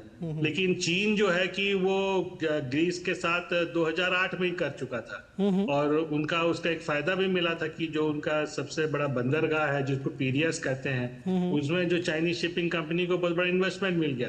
लेकिन जो वो कर रहा है, अगर हम उससे खाली तुलना करते रहेंगे तो हमें लगेगा कि हम पीछे चल रहे हैं, लेकिन हमें जो कदम बढ़ाना है, जो दूसरा कर रहा है उससे तो हम कुछ नहीं कर सकते। लेकिन जो आगे हमें जो मौका मिल रहा है, हमें थोड़ा समय पीछे रहने के, हमें काफी आगे बढ़ने की जरूरत है, थोड़ा दुगनी रफ्तार से। तो इस हिसाब से देखना है। और जो यूरोपियन देश है जिसमें पोलैंड भी उसमें इंक्लूडेड है, कि वो जो है कि वो भी उनका जो एक रुख ये होता है, या ग्रीस जो है या ऑस्ट्रिया है, और पूरा यूरोपियन यूनियन का जहाँ मैं रहा तो मेरा अनुभव यही है कि वो जो बोलते हैं कि एक ही बास्केट में या एक ही टोकरी में सारे अंडे नहीं डालना चाहते हैं। तो उस हिसाब से वो देखते हैं कि भारत एक ऐसा ऑल्टरनेटिव है, या भारत एक दूसरा पहलू है जहाँ से कि वो संबंध बढ़ा करके उनके जो भी भविष्य में जो भी रिस्क फैक्टर है, या जिसको डाइवर्सिफिकेशन कहते हैं, तो वो एक बहुत मुख्य देश बनता है आज के परिप्रेक्ष्य में। जिस तरह से भारत ने भी अपना महत्व आर्थिक तौर से और सामरिक तौर से इन्होंने विश्व में बढ़ा लिया है, तो दूसरे देश भी भारत की ओर इस हिसाब से देखते हैं। तो ये हमारे लिए बहुत अच्छा मौका है कि जो मौका शायद हमने, उसका ये एक डिबेट का कारण हो सकता है कि हमने जो पहले गंवाए होंगे उधर तो हम कुछ नहीं कर सकते, लेकिन अब आगे बढ़ने का बहुत अच्छा मौका मिल रहा है और हम उससे दुगनी तेजी से बढ़ सकते हैं, जो दूसरे देश को शायद ये मौका ना मिला। तो इस हिसाब से देखें तो ये बहुत महत्वपूर्ण हमारे लिए ये दौरा बन जाता है। और पोलैंड, जैसे सबने कहा कि उस एरिया में, ईस्टर्न यूरोप में जो है कि एरिया वाइज और जनसंख्या वाइज जो है, क्षेत्रफल साइज या तो जनसंख्या के हिसाब से सबसे बड़ा देश भी है। बिल्कुल। प्रोफेसर सचदेवा भी हमारे साथ हैं। प्रोफेसर साहब, जिस तरह से यहाँ पर यूक्रेन का भी जिक्र हुआ, भारत बुद्ध और शांति में विश्वास करता है, और भारत इस क्षेत्र में जिस तरह से स्थायी शांति का हिमायती है, प्रधानमंत्री ने इसका जिक्र किया, और पोलैंड भी इसका दंश झेल रहा है। जिस तरह से शरणार्थियों की एक बड़ी संख्या पोलैंड में आ रही है, यूक्रेन दौरे पर भी नज़र बनी हुई है। किस तरह से आप देखते हैं कि इस वक्त संकट की घड़ी में जिस तरह से भारत सबसे पहले मदद करने वाले देश के रूप में भी अपनी पहचान बना रहा है, तो इस लिहाज से भी और इस दिशा में भी एक समाधान देने की दिशा में, या शांति की बात जब प्रधानमंत्री नरेंद्र मोदी ने पहले भी की थी, उस लिहाज से भी कुछ अहम हम उम्मीद कर सकते हैं? जी, जैसे आपने पहले भी कहा, पिछले सवाल में आपने पूछा था कि जो लोकतंत्र जो हम दोनों देशों को जोड़ता है और अहिंसा से किस तरह से वहाँ से भी जो पोलिश जो है लीडरशिप वहाँ से प्रभावित है। क्योंकि पोलैंड की जनता और पोलैंड की जो वहाँ की पॉलिसी एलीट है वो लोकतंत्र के प्रति बहुत ही संवेदनशील रहे हैं। एक तो क्योंकि इतने सालों तक उनके ऊपर जो समाजवाद का जो एक सिस्टम रहा उस और उसमें जो पूरा जो सॉलिडेरिटी मूवमेंट 1980 के दशक में जब वहाँ पे चला था और वो पूरा एक तरीके से वर्कर का मूवमेंट था, वर्कर स्टेट के खिलाफ। तो एक नए तरीके से वहाँ के वर्कर्स ने ही वर्कर स्टेट के सोशलिज्म जिसको कहते हैं कि ये तो वर्कर्स का ही एक स्टेट है, उन्हीं की एक क्लास वर्किंग क्लास ही वहाँ पे रूल करती है, वहीं पे वर्कर्स वहाँ पे रिवोल्ट कर रहे थे। और लेक वलेंसा उसके एक बहुत नेता बहुत बड़े उभरे थे और उन्होंने ये भी कहा था कि वो गांधी से उन्होंने बहुत बड़ी प्रेरणा ली है। और डोनाल्ड टस्क जो हैं आज हम उनको प्रधानमंत्री यहाँ देख रहे हैं, लेकिन उनकी जो एक लंबी यात्रा है अपनी राजनीति की, सबसे पहले वो उभरे थे 1980 के दशक में सॉलिडेरिटी के एक इंटेलेक्चुअल नेता वहाँ पे ये बने थे। उसके बाद से इन्होंने एक बहुत लंबा सफर तय किया है अपनी राजनीति का। तो सॉलिडेरिटी में बने, उसके बाद इन्होंने कई पार्टियां वहाँ पे अपनी नई बनाई जब 90 के दशक में वहाँ बदलाव आया। और क्योंकि उस समय काफ़ी अस्थिरता थी पॉलिटिकल तौर से पिछले 15 शुरू के 10-15 साल तक, और काफ़ी सरकारें वहाँ पे बदली थी, कई इन्होंने अपनी पार्टीज के नाम भी बदले। और अभी उसके बाद ये 2 बार वहाँ पे उसके प्रधानमंत्री रहे। उसका फिर ये यूरोपीय संघ में चले गया, वापस वहाँ पे वहाँ के प्रधानमंत्री बने हैं यहाँ पे। तो और पिछले 8 साल जिस तरह से वहाँ पे एक लॉ एंड जस्टिस पार्टी रही थी, और काफ़ी उसके ऊपर ये आरोप लगे थे कि उन्होंने लोकतंत्र के ऊपर कुछ उनका जो है कुछ अटैक रहा है, मीडिया के ऊपर, जुडिशरी के ऊपर उन्होंने कंट्रोल किया है, और यूरोपीय संघ से भी काफ़ी उनकी आलोचना उसकी हुई थी, और काफ़ी वहाँ पे लोगों ने भी उसके खिलाफ विरोध किया था, और उसी के कारण शायद बदलाव आया है और ये नई सरकार वहाँ पे आई है। तो लोकतंत्र के प्रति, अहिंसा के प्रति उनकी बहुत अच्छी आस्था रही है वहाँ के लोगों की। और मुझे लगता है भारत को और पोलैंड को ये दोनों चीज़ें बिल्कुल जोड़ती हैं, क्योंकि किस तरीके से भारत में इतनी विभिन्नता होते हुए भी, इतनी दिक्कतें होते हुए भी भारत में फिर भी हम लोकतंत्र के साथ चल रहे हैं। और चाहे वो दूसरे हमारे संबंध जब ये समाजवाद था वहाँ पे, तब भी हमारे उनके साथ अच्छे संबंध रहे थे। और जब कभी उनको दिक्कतें हुई थी इस पूरे इलाके में, चाहे वो पोलैंड के अंदर हो, चाहे वो हंगरी के अंदर 1956 में जब वहाँ पे लोगों ने रेवोल्यूशन किया था और काफ़ी लोगों को वहाँ पे जो है वहाँ पे उनको जेल में डाल दिया गया था, तो तब तत्कालीन प्रधानमंत्री ने और उनके हमारे पॉलिसी मेकर्स ने बीच में पढ़ के काफ़ी वहाँ पे उनकी मदद भी की थी। तो इसी तरीके से सॉलिडेरिटी के साथ भी हमारे सिंपथी रही थी। और ये सब बात वहाँ पे लोग मानते हैं कि अहिंसा के रास्ते पे चलते हुए किस तरीके से जो है वो आप जो है समस्याओं का समाधान ढूंढ सकते हैं, चाहे कोई भी तानाशाही शक्ति वहाँ पे रही हो पहले। तो वो एक जो भारत और पोलैंड को या पूरे पूर्वी जो जिसको हम पहले पूर्वी यूरोप बोलते थे, आजकल मध्य और पूर्व के जो देश हैं उनको यूरोप के उसको कहते हैं हम।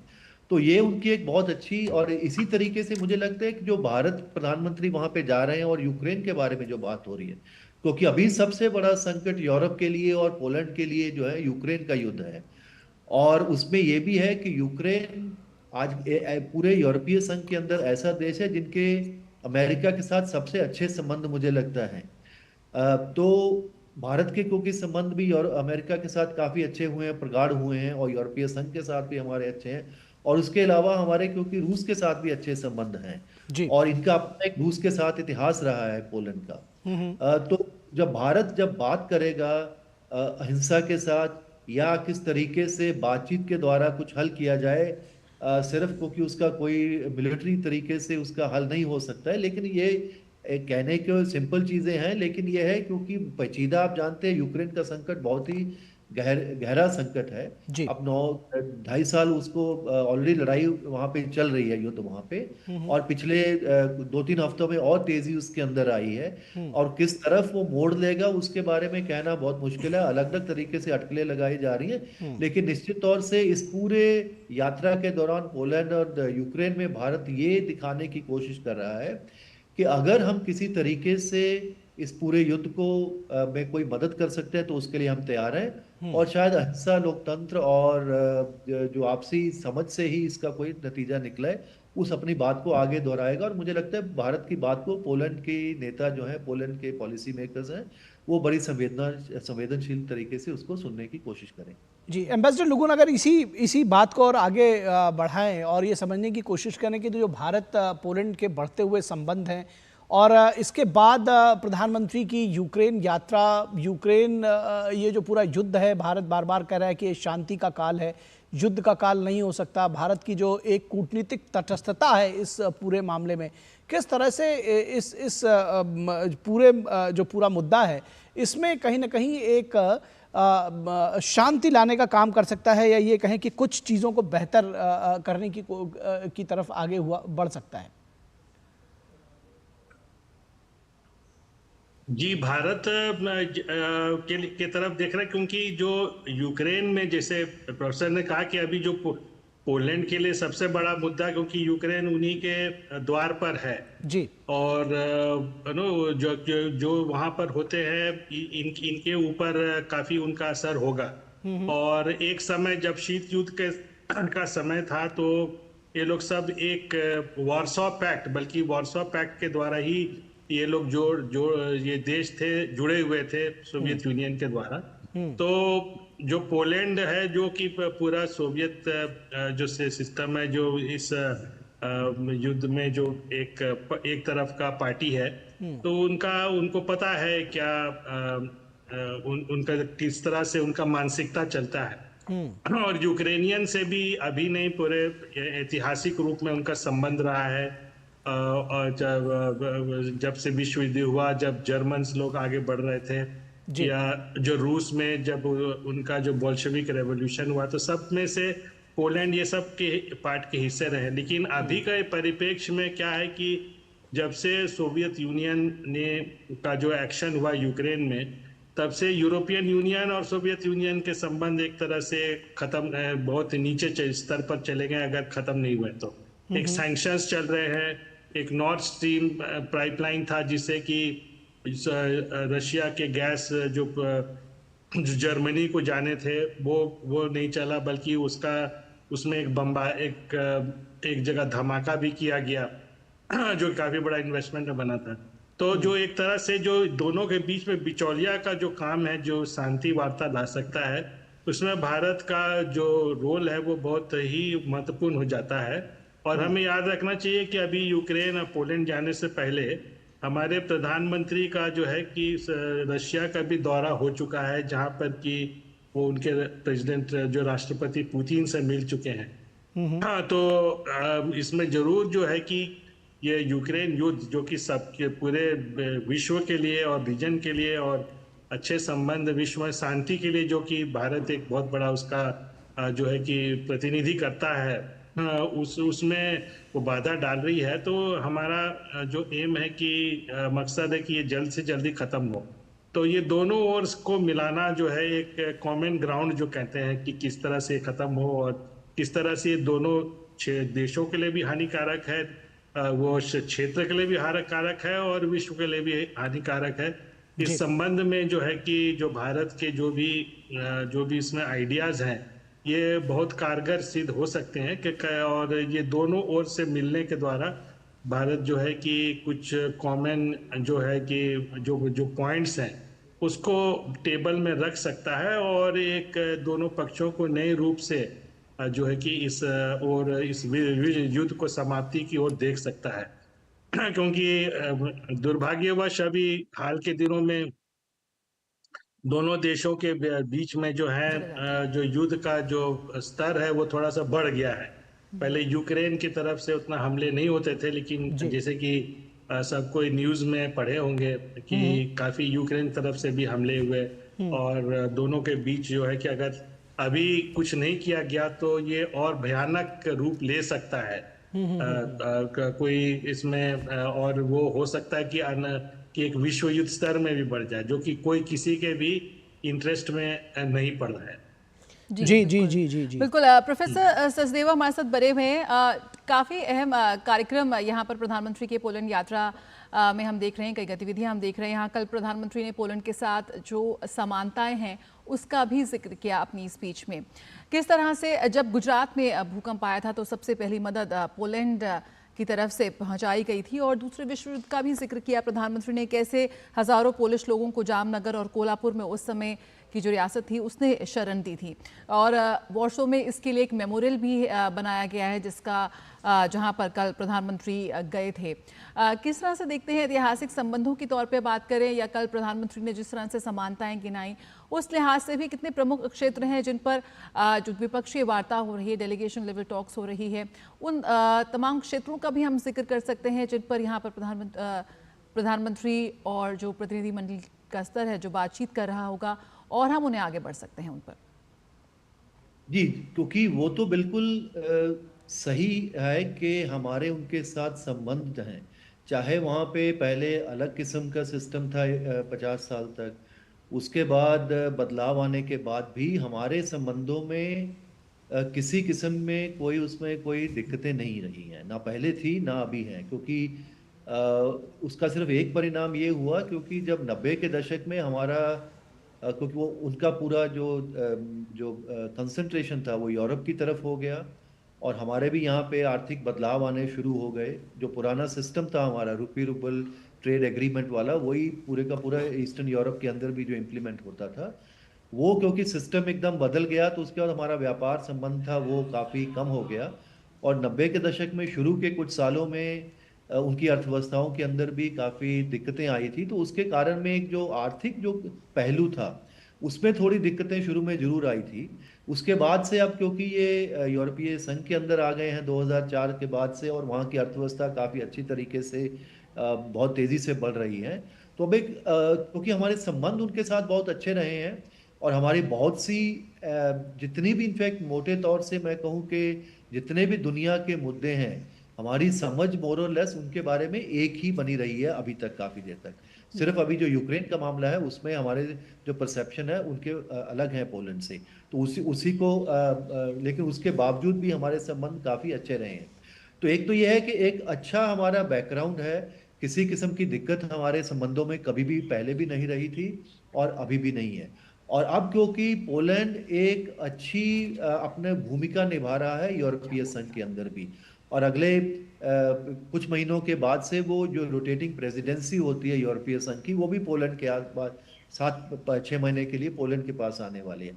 इसका मतलब जो पोलैंड इनफैक्ट मुझे लगता है कि आने वाले कुछ महीनों में 1 साल तक जो है काफी जो दिशा प्रदान करेगा किस तरह की पॉलिसी यूरोपीय संघ के अंदर होगी।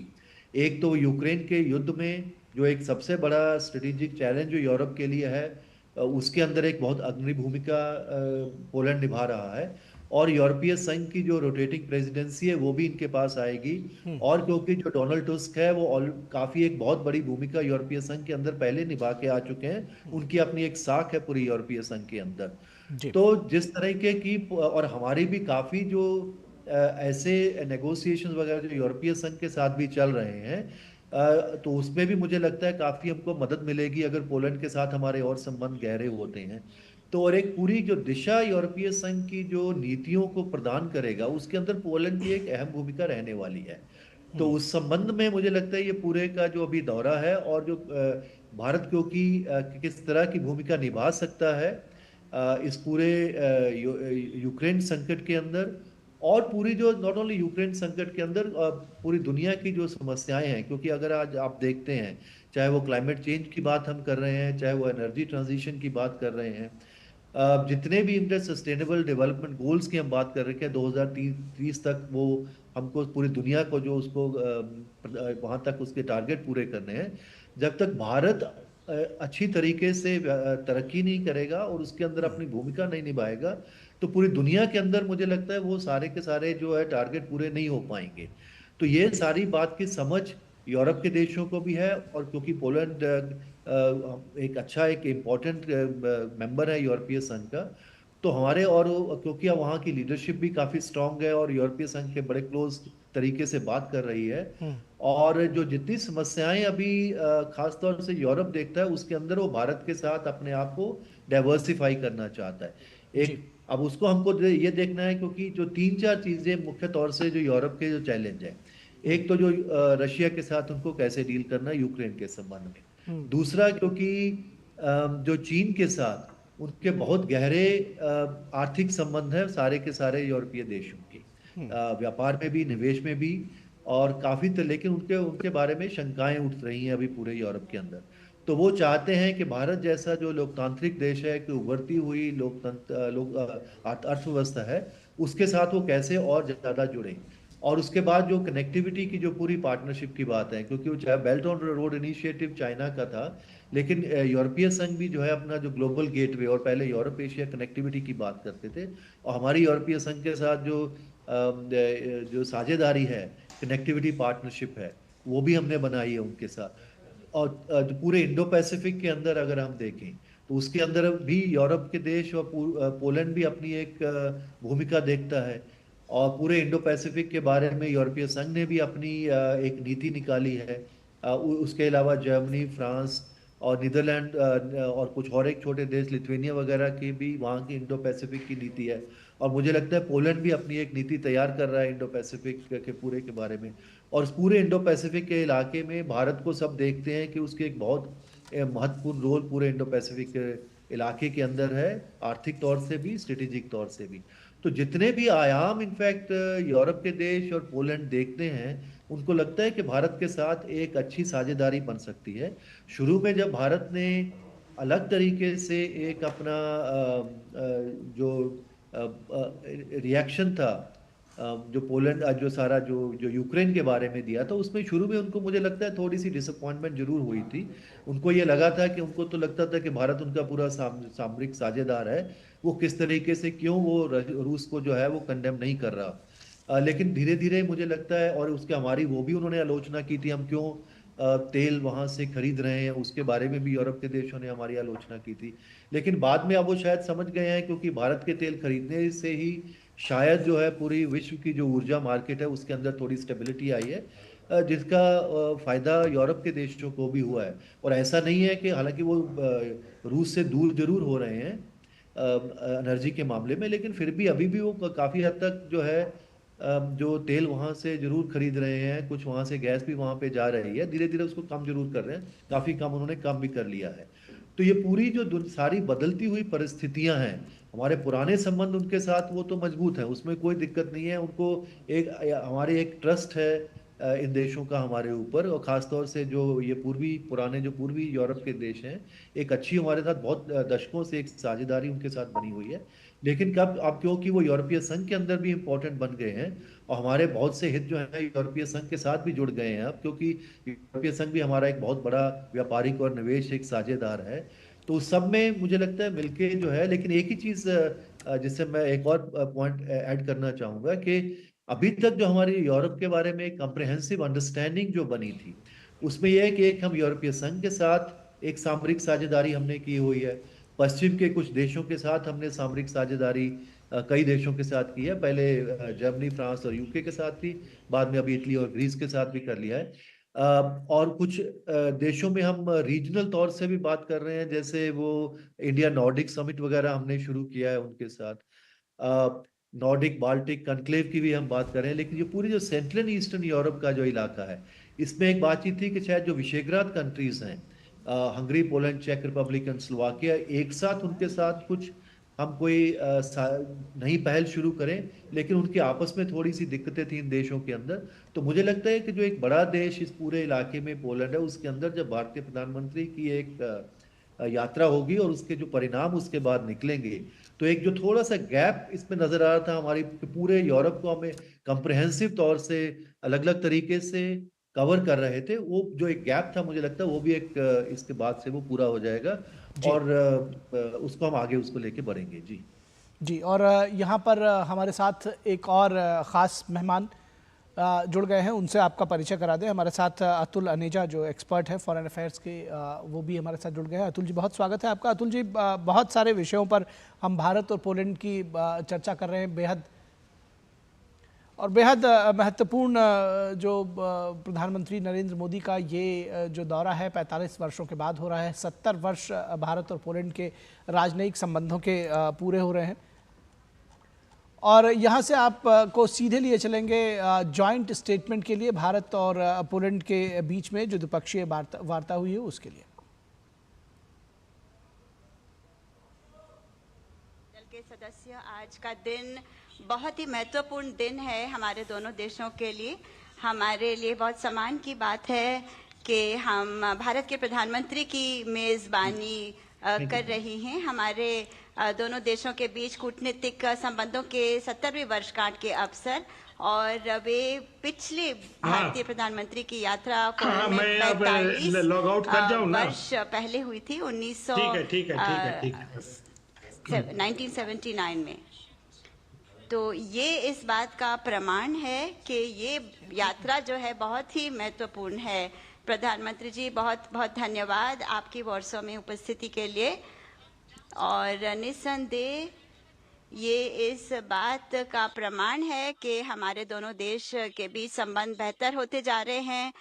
ये पूरे क्षेत्र के लिए बहुत महत्वपूर्ण है, और ये अतिशयोक्ति नहीं होगी अगर मैं पूरे विश्व को ये कहूँ कि ये जो बेहतर संबंध हैं पोलैंड और भारत के बीच, ये हमारे लिए बहुत ही महत्वपूर्ण है कि हम अपने जो पारंपरिक अच्छे संबंध हैं पोलैंड और भारत के बीच, इनको मैं रेखांकित करूं। हमारे देशों के बीच में कोई विवाद नहीं है, कोई संघर्ष नहीं है, हम एक दूसरे को अच्छी तरह से समझते हैं। भौगोलिक दूरी के बावजूद और अलग अलग परंपराओं और इतिहास के बावजूद हम एक दूसरे को अच्छी तरह से समझते हैं। और लेकिन इतिहास जो है, जैसे कि प्रधानमंत्री ने रेखांकित किया, इतिहास ने हमारे दोनों देशों को सिखाया कि हम सिद्धांतों का आदर करें, कि हम सीमाओं का आदर करें, क्षेत्रीय अखंडता का आदर करें, संप्रभुता का आदर करें, सभी राज्यों का कानून के शासन का आदर करें। पूरा विश्व जो है भारत की प्रशंसा करता है, क्योंकि भारत एक उसका शासन जो है बहुत ही लोकतांत्रिक है। ये बहुत उस विश्व के उस क्षेत्र में हम ये ज़्यादा नहीं देखते हैं, ये हमें स्थिति नहीं मिलती है। एक बार फिर प्रधानमंत्री जी, मैं आपको बधाई देना चाहूँगा आपकी चुनावी जीत के लिए। ये बहुत ही संतोषजनक है, और मैं भी जानता हूँ कि आपके देश में आपके लोगों की इच्छा के अनुसार शासन को चुना जाता है। और प्रधानमंत्री जी, तो हम भी बहुत संतुष्ट हैं। आज हमने निर्णय लिया कि हम अपने संबंधों को सामरिक साझेदारी के स्तर पर ले जाएंगे। ये सिर्फ एक परिभाषा नहीं है, सिर्फ ये शब्द नहीं है, इसके पीछे जो है वो हमारा संकल्प है एक दूसरे के साथ सहयोग करना विभिन्न क्षेत्रों में। हमने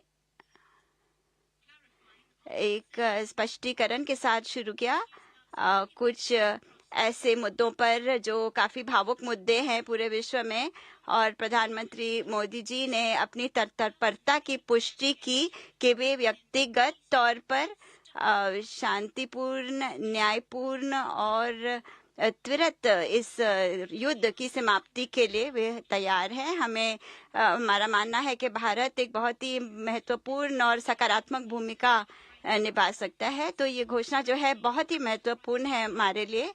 प्रधानमंत्री जी, 10 घंटों में आप यूक्रेन की यात्रा करेंगे। हमें यकीन है कि ये आपकी जो यूक्रेन यात्रा भी बहुत ऐतिहासिक होगी। और जहाँ तक भारत और पोलैंड के बीच आदान प्रदानों का सवाल है, हमने कई विषयों पर चर्चा करी। हम अपने सहयोग को मजबूत करना चाहते हैं। रक्षा उद्योग के क्षेत्र में हमारी कई साझी संभावनाएं हैं तालमेल के लिए। पोलैंड पूरी तरह से तैयार है भारत के सैन्य उपकरण के आधुनिकीकरण में भाग लेने के लिए। हमारे पास आवश्यक तकनीकी क्षमता है, विशेषज्ञ है हमारे ये, मुझे बहुत खुशी है कि हमें न केवल रक्षा के क्षेत्र में लेकिन सैन्य मुद्दों पर भी नहीं, लेकिन टेक्नोलॉजी के क्षेत्र में भारत एक वैश्विक नेता है कृत्रिम बुद्धिमत्ता के क्षेत्र में, और जो मानव जो ये इन तकनीकों का उपयोग हम कई क्षेत्रों में कर रहे हैं, रक्षा समेत, और हमें आपने जो हमारी कंपनियों को और आपने देश में आमंत्रित किया है उसके लिए भी हम बहुत आभारी हैं।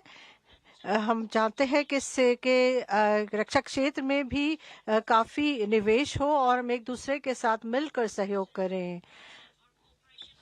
और अगर हम ऊर्जा ट्रांजिशन की बात करते हैं तो ये भारत और पोलैंड दोनों के लिए लाभकारी हो सकता है, और हम चाहेंगे कि हमारी कंपनियां जो है वो भारत में काम करें ताकि वो हरित तकनीक, हरित विकास के मुद्दों पर मिलकर एक दूसरे के साथ सहयोग करें। पोलैंड इस क्षेत्र में भारत को काफ़ी कुछ दे सकता है और उनके साथ साझा कर सकता है, और हम काफ़ी चीज़ों पर हमने बातचीत करी है और इन सभी को हम आगे लेकर जाएंगे।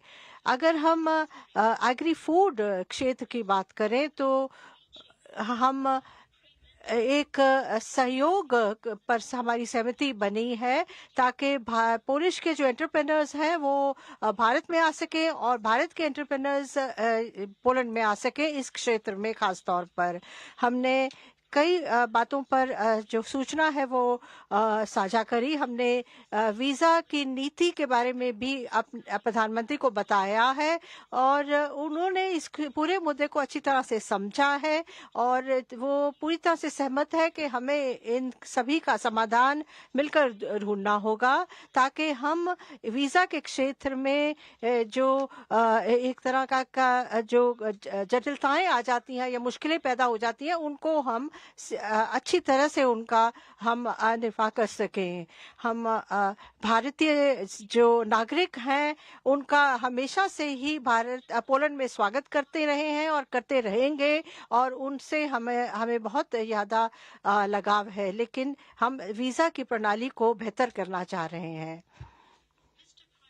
प्रधानमंत्री जी, आज मैं काफ़ी सकारात्मक हूँ। मुझे लगा कि आपसी जो हमारी बातचीत हुई और जिस तरीके से हमने अपने सोच विचार एक दूसरे के साथ साझा किए तो उससे हमारी समझ जो है वो काफ़ी बड़ी है, ना सिर्फ युद्ध के क्षेत्र में लेकिन और बाकी बहुत जो क्षेत्र हैं उनके बारे में भी। प्रधानमंत्री जो हैं वो पूरी तरह से प्रतिबद्ध है पोलैंड के साथ अपने संबंधों को आगे ले जाने के लिए और यूरोपीय यूनियन के साथ भी वह सहयोग करना चाहते हैं। मुझे पूरा विश्वास है कि आप प्रधानमंत्री जी एक बहुत अहम भूमिका निभा सकते हैं और हम आशा करते हैं कि हमारा सहयोग जो है वो और भी बेहतर होगा। मैं आपको माइक देता हूं। धन्यवाद। मैं प्रधानमंत्री मोदी को मैं आमंत्रित करता हूं कि वह अब अपनी स्पीच दें। धन्यवाद। Your Excellency, Prime Minister Donald tusk, दोनों देशों के डेलीगेट्स, मीडिया के साथियों, नमस्कार। वार्सो जैसे खूबसूरत शहर में गर्मजोशी भरे स्वागत, भव्य आतिथ्य सत्कार और मित्रता भरे शब्दों के लिए मैं प्रधानमंत्री टस्क का हृदय से आभार व्यक्त करता हूं। आप लंबे समय से भारत के अच्छे मित्र रहे हैं। भारत और पोलैंड की मित्रता को मजबूत करने में आपका बहुत बड़ा योगदान है। फ्रेंड्स, आज का दिन भारत और पोलैंड के संबंधों में विशेष महत्व रखता है। आज 45 साल के बाद किसी भारतीय प्रधानमंत्री ने पोलैंड का दौरा किया है। मेरे तीसरे कार्यकाल की शुरुआत में ही मुझे यह सौभाग्य मिला है। इस अवसर पर मैं पोलैंड की सरकार और यहां के लोगों का विशेष आभार व्यक्त करता हूं। आपने 2022 में यूक्रेन कॉन्फ्लिक्ट में फंसे हुए भारतीय स्टूडेंट्स को निकालने के लिए जो उदारता दिखाई, उसे हम भारतवासी कभी नहीं भूल सकते। फ्रेंड, इस वर्ष हमने अपने राजनयिक संबंधों की 70वीं वर्षगांठ मना रहे हैं। इस अवसर पर हमने संबंधों को स्ट्रेटेजिक पार्टनरशिप में परिवर्तित करने का निर्णय लिया है। भारत और पोलैंड के संबंध डेमोक्रेसी और रूल ऑफ लॉ जैसी साझा मूल्यों पर आधारित है। आज हमने संबंधों को एक नई दिशा देने के लिए कई इनिशिएटिव्स की पहचान की है। दो लोकतांत्रिक देशों के रूप में हमारी पार्लियामेंट के बीच आदान प्रदान को बढ़ावा दिया जाना चाहिए। आर्थिक सहयोग को व्यापक रूप प्रदान करने के लिए प्राइवेट सेक्टर को जोड़ने के लिए काम किया जाएगा। फूड प्रोसेसिंग के लिए क्षेत्र में पोलैंड वर्ल्ड लीडर्स में से है। हम चाहते हैं कि पोलैंड की कंपनियां भारत में बनवाए जा रहे मेगा फूड पार्क से जुड़े भारत में तेज गति से हो रहे शहरीकरण से water treatment, solid waste management, urban infrastructure, ऐसे क्षेत्रों में हमारे सहयोग के नए अवसर खुल रहे हैं। Clean coal technology, green hydrogen, renewable energy, artificial intelligence भी हमारी साझी प्राथमिकता के विषय हैं। हम पोलैंड की कंपनियों को make in India and make for the world से जुड़ने के लिए आमंत्रित करते हैं। फिनटेक, फार्मा, स्पेस ऐसे क्षेत्रों में भारत ने अनेक उपलब्धियां हासिल की है। हमें इन क्षेत्रों में अपना अनुभव पोलैंड के साथ साझा करने में खुशी होगी।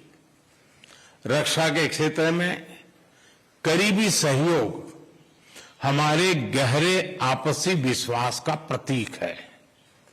इस क्षेत्र में आपसी सहयोग को सुदृढ़ बनाया जाएगा। इनोवेशन और टैलेंट हमारे दोनों देशों की युवा शक्ति की पहचान है। स्किल्ड वर्कफोर्स की भलाई के लिए, स्किल्ड वर्कर्स की भलाई के लिए और मोबिलिटी को बढ़ावा देने के लिए दोनों पक्षों के बीच सोशल सिक्योरिटी एग्रीमेंट पर सहमति बनी है। फ्रेंड्स, भारत और पोलैंड अंतर्राष्ट्रीय मंच पर भी करीबी तालमेल के साथ आगे बढ़ रहे हैं। हम दोनों सहमत हैं कि वैश्विक चुनौतियों का सामना करने के लिए संयुक्त राष्ट्र संघ तथा अंतर्राष्ट्रीय संस्थानों में रिफॉर्म वर्तमान समय की मांग है। आतंकवाद हमारे लिए एक बड़ी चुनौती है। मानवता में विश्वास रखने वाले भारत और पोलैंड जैसे देश ऐसे और अधिक सहयोग आवश्यक है। उसी तरह क्लाइमेट चेंज हमारे लिए साझा प्राथमिकता का विषय है।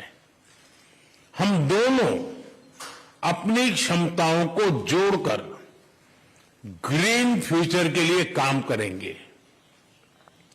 जनवरी 2025 में पोलैंड यूरोपियन यूनियन की अध्यक्षता संभालेगा। मुझे विश्वास है कि आपके सहयोग से भारत और ईयू के संबंधों को बल मिलेगा।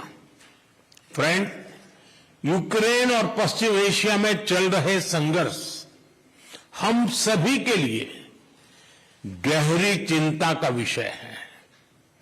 भारत का यह दृढ़ विश्वास है कि किसी भी समस्या का समाधान रणभूमि में नहीं हो सकता।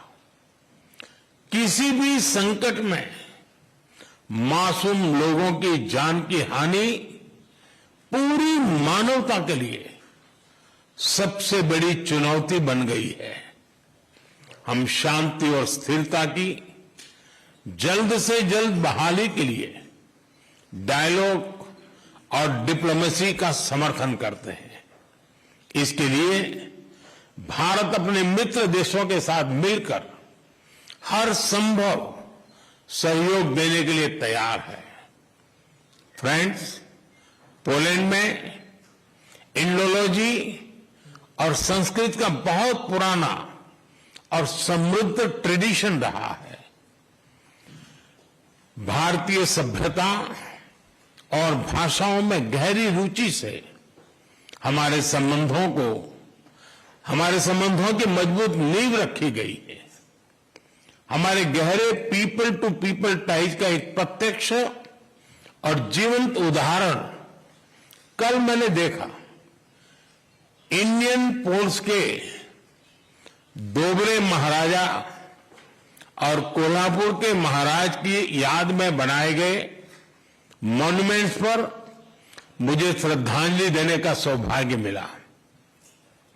मुझे खुशी है कि आज भी पोलैंड के लोग उनके परोपकार और उदारता का सम्मान करते हैं।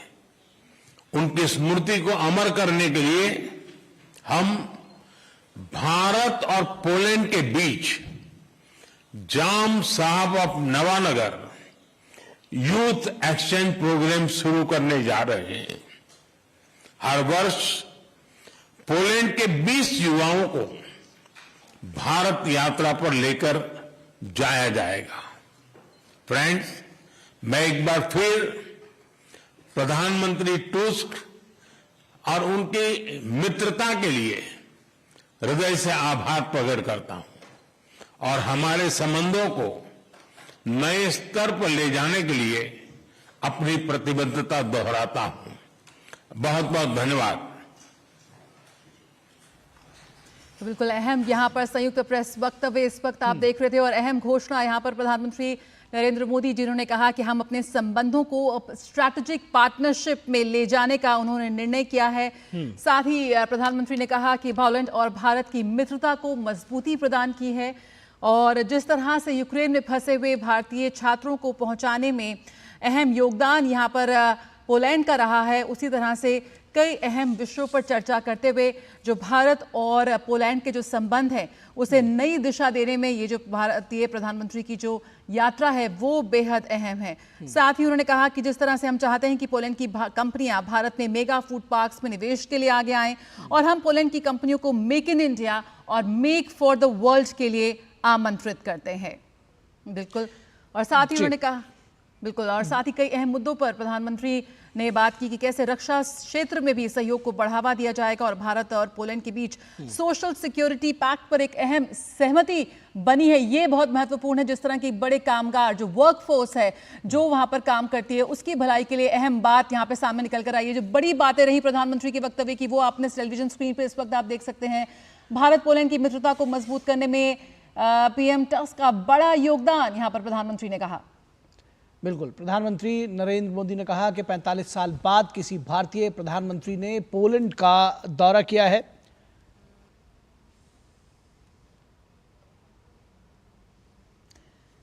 तो भारत और पोलैंड के रिश्तों को एक नई ऊंचाई प्रदान कर रहे हैं। यहाँ पर उन्होंने कहा कि तीसरे कार्यकाल की शुरुआत में ही मुझे ये सौभाग्य मिला कि मैं यहाँ पर आया हूँ इस दौरे के लिए, ये अहम रहा।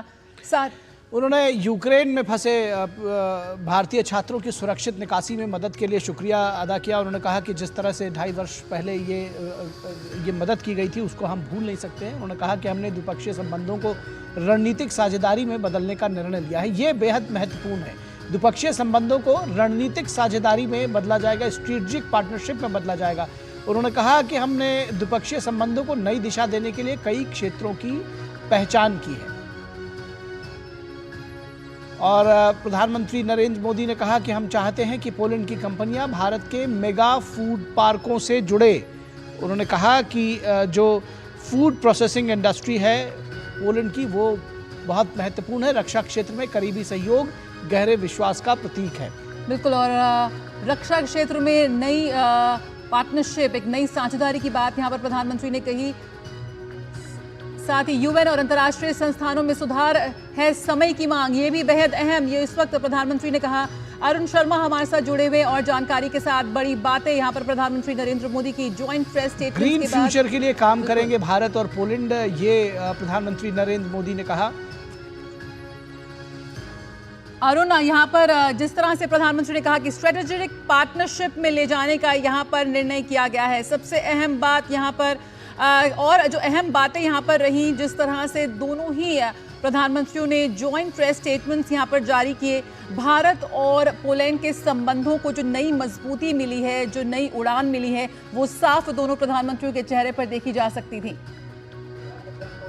बिल्कुल जया, देखिए जो प्रेस स्टेटमेंट की बात करें, इस विजिट की अगर कुछ बड़ी बातों को समझने की कोशिश करें तो क्लियरली प्राइम मिनिस्टर मोदी ने जो पॉलिश इन्वेस्टमेंट है उसे भारत में एक तरह से आमंत्रित किया, उनके लिए रेड कारपेट एक तरह से बिछाने की बात कही है। प्राइम मिनिस्टर मोदी ने साफ तौर पर कहा है कि जो पोलैंड के जो बिजनेस कम्युनिटी है वो मेक इन इंडिया के तहत आगे आए और मेक फॉर द वर्ल्ड और दुनिया भर के लिए वो वस्तुओं को बनाए। खास करके जो मेन फोकस रहा था फूड पार्क को लेकर के रहा था, बिकॉज हम इस बात को जानते हैं कि जो पोलैंड है, उनकी जो कंपनी है, उनका जो फूड पार्क है, प्रोसेसिंग है, उसमें अच्छी खासी एक्सपर्टीज है, बेहतरीन एक्सपर्टीज रखते हैं। तो प्राइम मिनिस्टर मोदी ने उनको क्लियरली आमंत्रित किया है कि भारत के जो फूड पार्क हैं उसमें आकर के वो इन्वेस्टमेंट करें। तो एक बड़ी बात निकल करके आती है कि जो इन्वेस्टर कम्युनिटी है पोलैंड की, उनको भारत में कहीं ना कहीं आमंत्रित किया है। दूसरा सबसे बड़ा टेक अवे है जो कि यूक्रेन को लेकर के है। प्राइम मिनिस्टर मोदी ने एक बार फिर से यहाँ पर बताया और इस बात को हाईलाइट किया कि किसी भी समस्या का समाधान रणभूमि पर नहीं हो सकता है और भारत एक तरह से डायलॉग और डिप्लोमेसी के पक्षधर रहता है। और उसी बात को यहाँ पर भी प्राइम मिनिस्टर मोदी ने हाईलाइट किया है। जैसे कि यूक्रेन की बात है और जो पीस प्रोसेस है उसमें भारत कैसे कंट्रीब्यूट कर सकता है, जो दोनों स्टेक होल्डर्स हैं उनके लिए, उसके लिए कैसे एक पीस जो प्रक्रिया है, जो शांति की प्रक्रिया, उसमें कैसे कंट्रीब्यूट कर सकता है, उसके लिए भारत हमेशा आगे रहेगा। तो इस बात को प्राइम मिनिस्टर मोदी ने यहाँ पर हाईलाइट किया है। Last but not the least, जो एक पीपल टू पीपल कनेक्ट होता है, तो यहाँ एक बड़ी अनाउंसमेंट आप कह सकते हैं, जो जाम साहब ऑफ नवानगर हैं उनके नाम से जो एक स्टूडेंट जो एक्सचेंज प्रोग्राम है या यूथ एक्सचेंज प्रोग्राम है उसकी शुरुआत होगी भारत और पोलैंड के बीच में, जहाँ पे यूथ का जो एक्सचेंज ऑफ इस एक्सचेंज ऑफ प्रोग्राम के तहत जो यूथ होते हैं भारत और पोलैंड के, वो विजिट करेंगे रिस्पेक्टिव कंट्रीज के अंदर। तो ये कुछ आप बड़े टेकअवेज के तौर पर देख सकते हैं। और साथ में जो और भी साथ ही जिस तरह से वैश्विक चुनौतियों से निपटने के लिए जो वैश्विक संस्थान है उसमें एक बड़े बदलाव जो की बात यहाँ पर प्रधानमंत्री ने की कि इस समय की जरूरत है कि जो जितनी भी जो वैश्विक संस्थाएं हैं उनमें एक बड़ा बदलाव हो। बिल्कुल, देखिए मल्टीलैटरल रिफॉर्म की बात प्राइम मिनिस्टर मोदी कई प्लेटफॉर्म्स पर कर चुके हैं।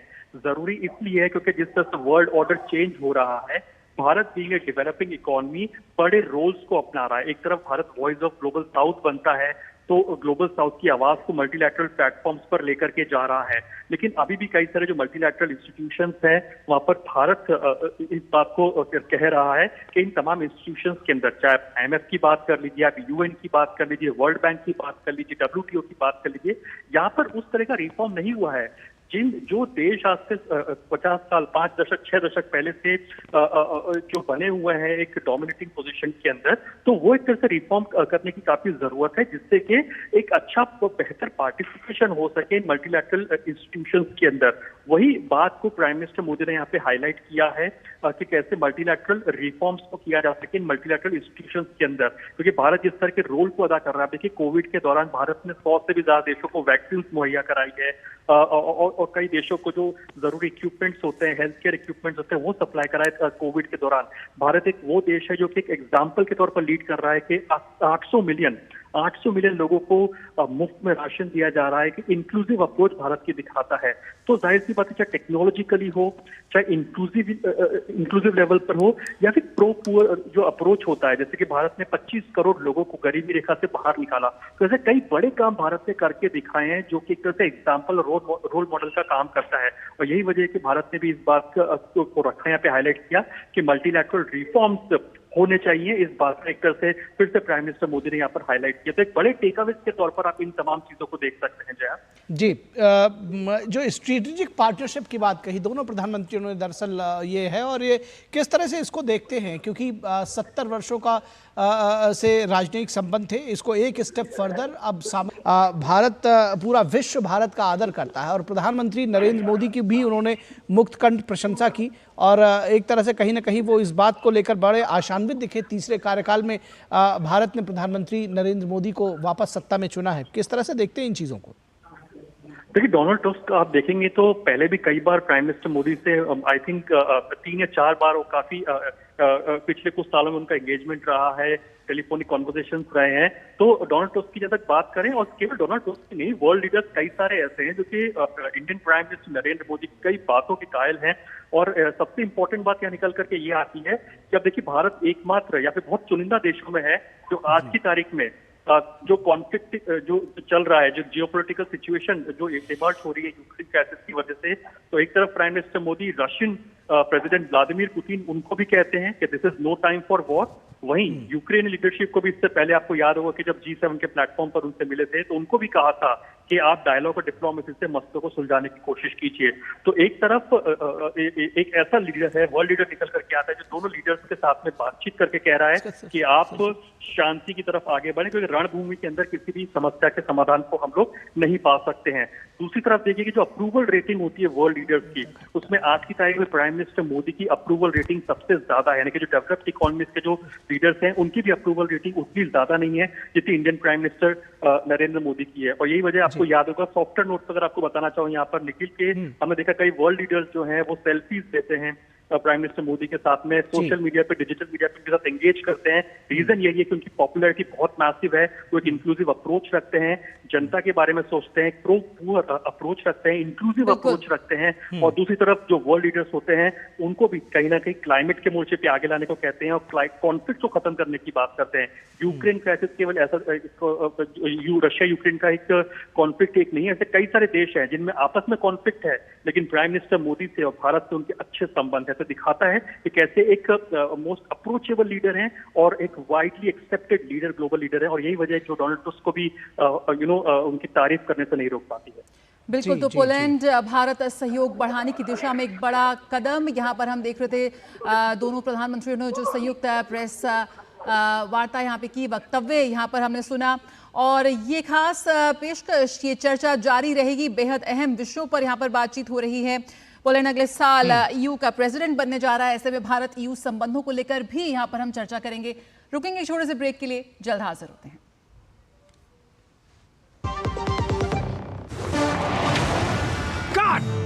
सुरक्षा की गारंटी हर चीज में जरूरी है, चाहे वो मुश्किल स्टंट हो या अच्छी फसल। इसलिए ले आइए IIL के ट्रैक्टर ब्रांड का शिनबा, जो देता है सुंडी और ट्रिप से सुरक्षा की गारंटी। बात जब पीढ़ियों के लिए बनने वाले घर की हो तो जिम्मेदारी बड़ी हो जाती है। गैलेंट समझता है ये जिम्मेदारी। अब डबल M रिब्स के साथ गैलेंट एडवांस TMT रीबार, निर्माण का रियल हीरो।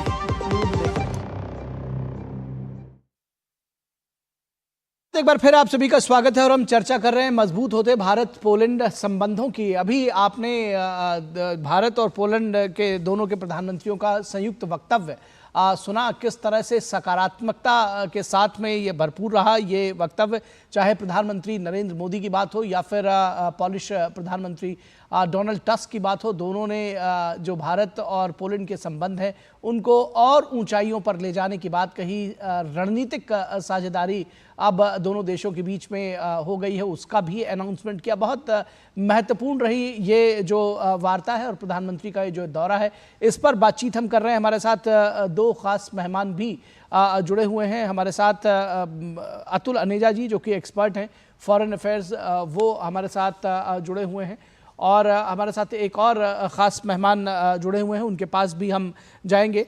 डॉक्टर मनन द्विवेदी जी, डॉक्टर मनन द्विवेदी फॉरेन पॉलिसी IIPA से जुड़े हुए हैं। हम पहले अतुल अनेजा जी के पास जाएंगे। अतुल अनेजा जी, आपने दोनों प्रधानमंत्रियों का स्टेटमेंट सुना, कैसे आकलन करेंगे इसका? निखिल जी, ये हम इससे क्लियर हो गई है बात कि हमारा जो रिलेशनशिप है वो नेक्स्ट लेवल पे चला गया है, एक एलिवेटेड लेवल पे। वो लेवल क्या है? एक स्ट्रैटेजिक पार्टनरशिप का लेवल है। अब स्ट्रैटेजिक पार्टनरशिप का मतलब क्या है? स्ट्रैटेजिक पार्टनरशिप का मतलब है आप क्रिटिकल एरियाज में कोऑपरेट करेंगे, जैसे डिफेंस है, स्पेस है, और IT के एरियाज में फिनटेक है, क्लीन कोल, एनर्जी, इन सब एरियाज में आप करेंगे। उसके अलावा एक दूसरी डायमेंशन है स्ट्रैटेजिक पार्टनरशिप की, वो ये है कि आप सिर्फ बायलैटरल रिलेशंस के दायरे में नहीं रहेंगे जी, आप उसके बाहर जाएंगे। और वो बात प्रधानमंत्री ने भी कही है और डोनाल्ड टस्क ने भी कही है कि यूरोपियन यूनियन जैसे है वहाँ पर हमारी पार्टनरशिप रहेगी। प्रधानमंत्री ने बात की हम UN की रिफॉर्म्स के बारे में, वो भी आप शेयर करते हैं स्ट्रैटेजिक पार्टनरशिप के अंडर में। तो एक तरह से एक और कल्चरल साइड आपने इसमें भी जोड़ी है कि इंडोलॉजी और संस्कृत के बारे में एक तरह से पोलैंड की ट्रेडिशन रही है। एक जियो कल्चरल एलिमेंट भी कॉम्प्रिहेंसिव स्ट्रैटेजिक पार्टनरशिप का पार्ट होता है। तो एक तरह से 360 डिग्री रिलेशनशिप बना है जो हर विषय पे जाएगा। और जैसे आप क्लोजेस्ट ऑफ क्लोजेस्ट फ्रेंड्स होते हैं, उनके लिए ही ये कैटेगरी बनाते हैं कि आप एक हमारे स्ट्रैटेजिक पार्टनर हो। जी, डॉक्टर मनन द्विवेदी भी हमारे साथ बने हुए हैं। पोलैंड और भारत के संबंधों को एक नई दिशा प्रदान करता हुआ ये प्रधानमंत्री का दौरा यहाँ पे सामने आ रहा है। अहम बातें रही, किस तरह से प्रधानमंत्री ने कहा कि make in India and make for world की जो भारत की जो विजन है, इसके साथ पोलैंड को वो जोड़ना चाहते हैं। लगातार प्रधानमंत्री पूरे विश्व को आमंत्रित कर रहे हैं कि आप आइए, भारत में निवेश कीजिए, भारत में इन्वेस्ट कीजिए और भारत से जुड़े, भारत की तरक्की में आप जुड़ें और उसका भागीदारी आप दिखाएं। इसमें कितना महत्वपूर्ण आप इसको देखते हैं? ज्वाइंट प्रेस वक्तव्य में हमने देखा दोनों ही प्रधानमंत्रियों ने जो तमाम मुद्दे रहे जिन पर चर्चा की, और काफ़ी छोटी छोटी बातों पर यहाँ पर डिस्कशन हुआ है, बातचीत हुआ है। जो वर्कफोर्स है जो उसको लेकर भी एक खास तौर पर एग्रीमेंट किया गया है उसकी भलाई के लिए। किस तरह से आप देखते हैं जो अहम मुद्दों पर जहाँ पर दोनों ही प्रधानमंत्रियों ने जिक्र किया मीडिया के सामने? जी, मैं यहाँ पर ये प्रेषित करना चाहूँगा कि भारत और पोलैंड के बीच जो संबंध है, जो पार्टनरशिप है, वो पहले स्ट्रेटेजिक पार्टनरशिप के रूप में नहीं थी। फिर भी संबंध बड़े ऐतिहासिक हैं और हिस्टोरिक हैं और बड़े लेजेंडरी हैं। तो हम देखेंगे कि जो कोल्ड वॉर हुआ, जो शीत युद्ध चला, तो उस शीत युद्ध के को मद्देनजर रखते हुए हम ये देखेंगे Bharat socialist group of countries, communist group of countries के क्लोज था। और उसके बावजूद भी जबकि हम लोग हर वक्त क्रिटिसिज्म झेलना पड़ता था अमेरिका से, भारत ने अपनी एम्बेसी खोली 1957 में वॉर्सो में। तो मुझे लगता है इसके अलावा कोल्ड वॉर भारत को इम्पैक्ट नहीं कर पाया और भारत और पोलैंड के संबंध बड़े अच्छे रहे। और जहां तक आप मेक इन इंडिया और आत्मनिर्भरता की बातचीत कर रहे हैं, तो उसमें हम देखेंगे कि जो डिफेंस ट्रेड है वो दोनों राष्ट्रों के बीच में बड़ा एडवांस्ड है। इसमें हम ये बात देख सकते हैं कि भारत के जो बैटल टैंक हैं, जो T-72 M1 टैंक है, वो भी बड़ा इंपॉर्टेंट रहा। उसके मॉडर्नाइजेशन में पोलैंड ने एक अहम भूमिका निभाई है। और थर्मल इमेजिंग, फायर इक्विपमेंट और ऐसे जो मॉडर्नाइजेशन होते हैं और जो नाइट इमेजिंग टेक्निक्स होती हैं, उनमें भारत के टैंक को पोलैंड ने तकनीक दी है और उनको बेहतर बनाया है। उसके अलावा मैं थोड़ा डिटेल में जा रहा हूँ, ARV आर्मर्ड रिव्यू व्हीकल्स जो होते हैं, उनके अंदर भी भारत को करीब 60-65 वो दिए पोलैंड ने। पर हम देखेंगे कि ये देखें कि बहुत 1992 के आंकड़े को अगर हम कंपेयर करें भारत पोलैंड के ट्रेड के और उसको कंपेयर करें 2008 के आंकड़े से, तो करीब 672 मिलियन डॉलर्स का ट्रेड दोनों राष्ट्रों के बीच में था, जो अब बढ़कर 1 बिलियन से ऊपर जा चुका है। और अंतिम बात मैं यहाँ पर ये कहना चाहूंगा कि मेक इन इंडिया के चलते, जैसा कि आपका प्रश्न है, भारत को अपनी सामरिक संबंध पोलैंड से इंप्रूव करने का ये टाइम है, ये समय है। और उसके अलावा हम ये भी कह सकते हैं कि क्योंकि यूक्रेन युद्ध और यूक्रेन रशिया का जो वॉर है वो बड़ा इंटेंसली चल रहा है और यूक्रेन ने कुर्स्क के ऊपर अटैक किया है, बेलोग्राड और उसके अलावा बेलारूस में अटैक किया है। तो ये जो विजिट है हमारे प्राइम मिनिस्टर की, ये बड़े ही क्रिटिकल मूवमेंट पे है और पोलैंड जिस प्रकार से मदद दे रहा है, हर तरीके की सामरिक और फाइनेंशियल और ट्रांसपोर्टेटिव मदद जो दे रहा है यूक्रेन को, उसके चलते जो भारत का स्टैंड पॉइंट है कि नेगोशिएशन और डिप्लोमेसी ही इस युद्ध को खत्म करने के लिए आगे आएगा और समर भूमि में और युद्ध भूमि में कोई भी सॉल्यूशन मिलना शायद पॉसिबल नहीं होगा। तो मुझे लगता है कि डिफेंस ट्रेड को लेकर भारत और पोलैंड अगर आगे बढ़े, जैसा कि स्ट्रेटेजिक पार्टनरशिप में होगा और जैसा कि अतुल अनेजा जी ने भी बताया कि ये एक ऐसी पार्टनरशिप होती है जो विभिन्न क्षेत्रों में होती है, सिर्फ पॉलिटिकल डिप्लोमेटिक नहीं होती और किसी पर्टिकुलर रीजन से लिमिटेड नहीं होती। तो ये स्ट्रेटेजिक पार्टनरशिप का एक चलन है और कई बार ये बात हमारे प्रधानमंत्री दोहरा चुके हैं और कई राष्ट्रों के साथ इन्होंने बड़ी इनोवेटिव पहल की है और पोलैंड भी उस सिलसिले में एक नई कड़ी है। मैं यहाँ पर ये कहना चाहूँगा। जी जी जी जी निश्चित तौर पर। अतुल जी, एक बात आपने देखी कि जो पॉलिश प्राइम मिनिस्टर हैं डोनाल्ड टस्क, उन्होंने किस तरह से भारत की प्रशंसा में कसीदे गढ़े। उन्होंने जिस तरह से कहा कि पूरा विश्व भारत का आदर करता है और उसके साथ ही साथ जब हम यूक्रेन संकट की बात करते हैं, रूस यूक्रेन युद्ध की बात करते हैं, तो वहाँ पर भी उन्होंने कहा कि प्रधानमंत्री नरेंद्र मोदी एक महत्वपूर्ण भूमिका निभा सकते हैं। उनका जो अभिभाषण दरअसल स्टेटमेंट रहा, उसको किस तरह से देखते हैं इन पॉइंट्स के विशेष संदर्भ में? निखिल जी, अब भारत का इमेज दुनिया में बदल गया है और उसका जो प्रमाण हमें दिखा था वो G20 समिट में दिख गया था और उसमें हम ग्लोबल साउथ के लीडर की तरह उभरे हैं, bridge between north and south या ईस्ट एंड वेस्ट। और तो एक तरह से हमारा एक ग्लोबल रोल अब दुनिया समझ रही है। डोनाल्ड टस्क भी यही बात कह रहे हैं कि एक तरह से भारत को एक beyond its borders role play करना है और वो रोल जो उन्होंने एक्चुअली कहा गया है वो एक यूक्रेन का जो एक युद्ध है जो पूरी दुनिया के ऊपर जिसकी एक तरह से इम्प्रेशन है और उसका इम्पैक्ट है कि उसमें भारत की अब भूमिका है। तो अब ग्लोबल इश्यूज़ में आपकी एक तरह से आपको वेलकम किया जा रहा है, ये एक नई बात है। लास्ट टाइम एक हुआ था जो कोरियन कॉन्फ्लिक्ट हुआ था, मुझे याद है 50 to 53 में, तब भारत ने एक भूमिका निभाई थी, फिर उसके बाद नहीं। अब ये पहली बार होगा अगर हम यूक्रेन युद्ध की समाप्ति में कोई योगदान दे सके। मुझे लगता है कि प्राइम मिनिस्टर मोदी की ये जो विजिट है एक शुरुआत है यूक्रेन की इंटरनेशनल डिप्लोमेसी में भारत की एक तरह से छलांग एक तरह से लग रही है जी। जैसे आपके दूसरे गेस्ट ने भी कहा कि रशिया के साथ अभी प्रधानमंत्री मिले हैं, अब यूक्रेन, उसके पहले G7 समिट में भाग लिया था। तो एक तरह से अब हम पोजीशन हैं, मुझे लग रहा है कि आगे की जो डिप्लोमेसी होगी, इसमें चाइनीज़ भी आए हुए हैं बाय द वे, तो अब भारत को मुझे लगता है आज जो विजिट समाप्त हो रहा है पोलैंड में और कल का जो यूक्रेन का विजिट होगा एक बेंचमार्क विजिट हो सकता है कि भारत एक तरह से इंटरनेशनल पीस मेकिंग में फ्रंट एंड पे आए।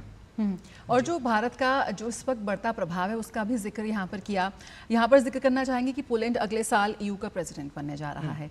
ऐसे में यहाँ पर जो भारत के संबंध विभिन्न देशों की बात हो रही है, साथ ही यूरोपियन यूनियन में जिस तरह से जो संबंध भारत के हो सकते हैं उसका भी यहाँ जिक्र किया। अतुल जी?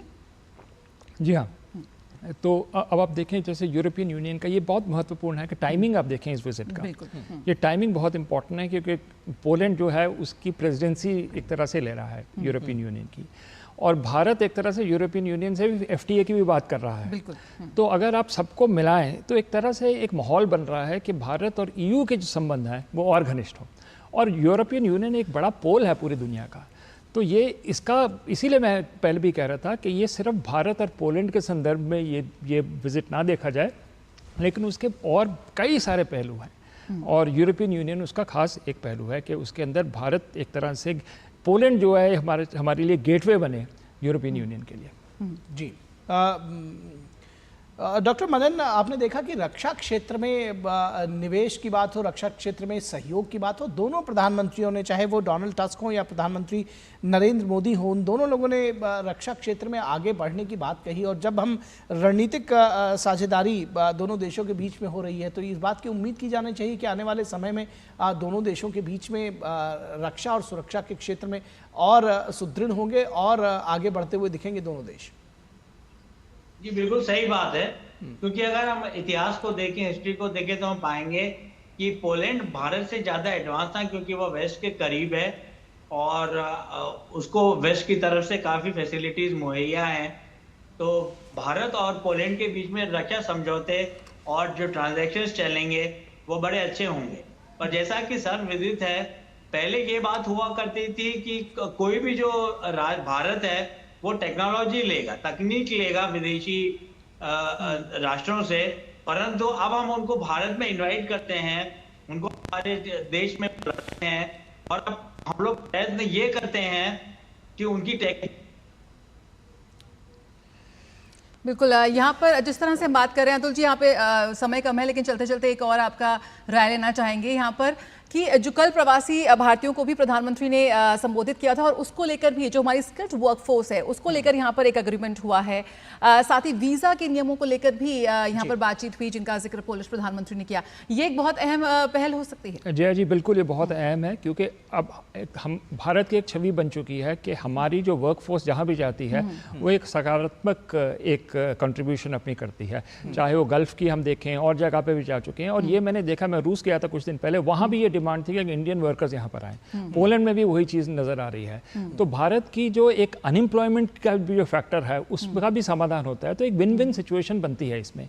लेकिन साथ में हमें देखना है कि जो हमारे गेस्ट वर्कर्स जाते हैं कि उनकी पूरी सुरक्षा हो, इसलिए सोशल सिक्योरिटी एग्रीमेंट जो हुआ है ये बहुत महत्वपूर्ण है। मुझे लगता है कि इसका उदाहरण और देश भी देखेंगे। जी निश्चित तौर पर। तो प्रधानमंत्री नरेंद्र मोदी की यात्रा आज कम से कम है वहाँ पर, और जैसा कि प्रधानमंत्री डोनाल्ड टस्क ने कहा कि 10 घंटे में प्रधानमंत्री यूक्रेन पहुंच जाएंगे। उसके बाद एक और महत्वपूर्ण पड़ाव होगा उनकी यात्रा का, तो फिलहाल उस पर भी नज़र रहेगी। और आज जो यात्रा है प्रधानमंत्री की जारी है, उसमें आगे और भी बहुत सारे इंगेजमेंट्स आने वाले हैं, उससे भी हम आपको रूबरू कराते रहेंगे। फिलहाल अपने दोनों खास मेहमानों का, डॉक्टर मनन द्विवेदी का और अतुल अनेजा जी का बहुत शुक्रिया हमारे साथ जुड़ने के लिए इस पूरे कार्यक्रम में। तो बिल्कुल, तो जिस तरह से भारत का विजडम ग्लोबल है, विजन ग्लोबल है, और इकोनॉमी और इकोलॉजी में जिस तरह से बैलेंस बनाने की बात यहाँ पर प्रधानमंत्री नरेंद्र मोदी करते हैं, उसकी साक्षात उदाहरण हम देख रहे हैं तस्वीरों के जरिए। ये खास पेशकश, एक्सक्लूसिव कवरेज प्रधानमंत्री के दौरे की वो जारी रहेगी, लेकिन फिलहाल इस प्रेजेंटेशन में इतना ही। मुझे निखिल को दीजिए इजाजत। नमस्कार।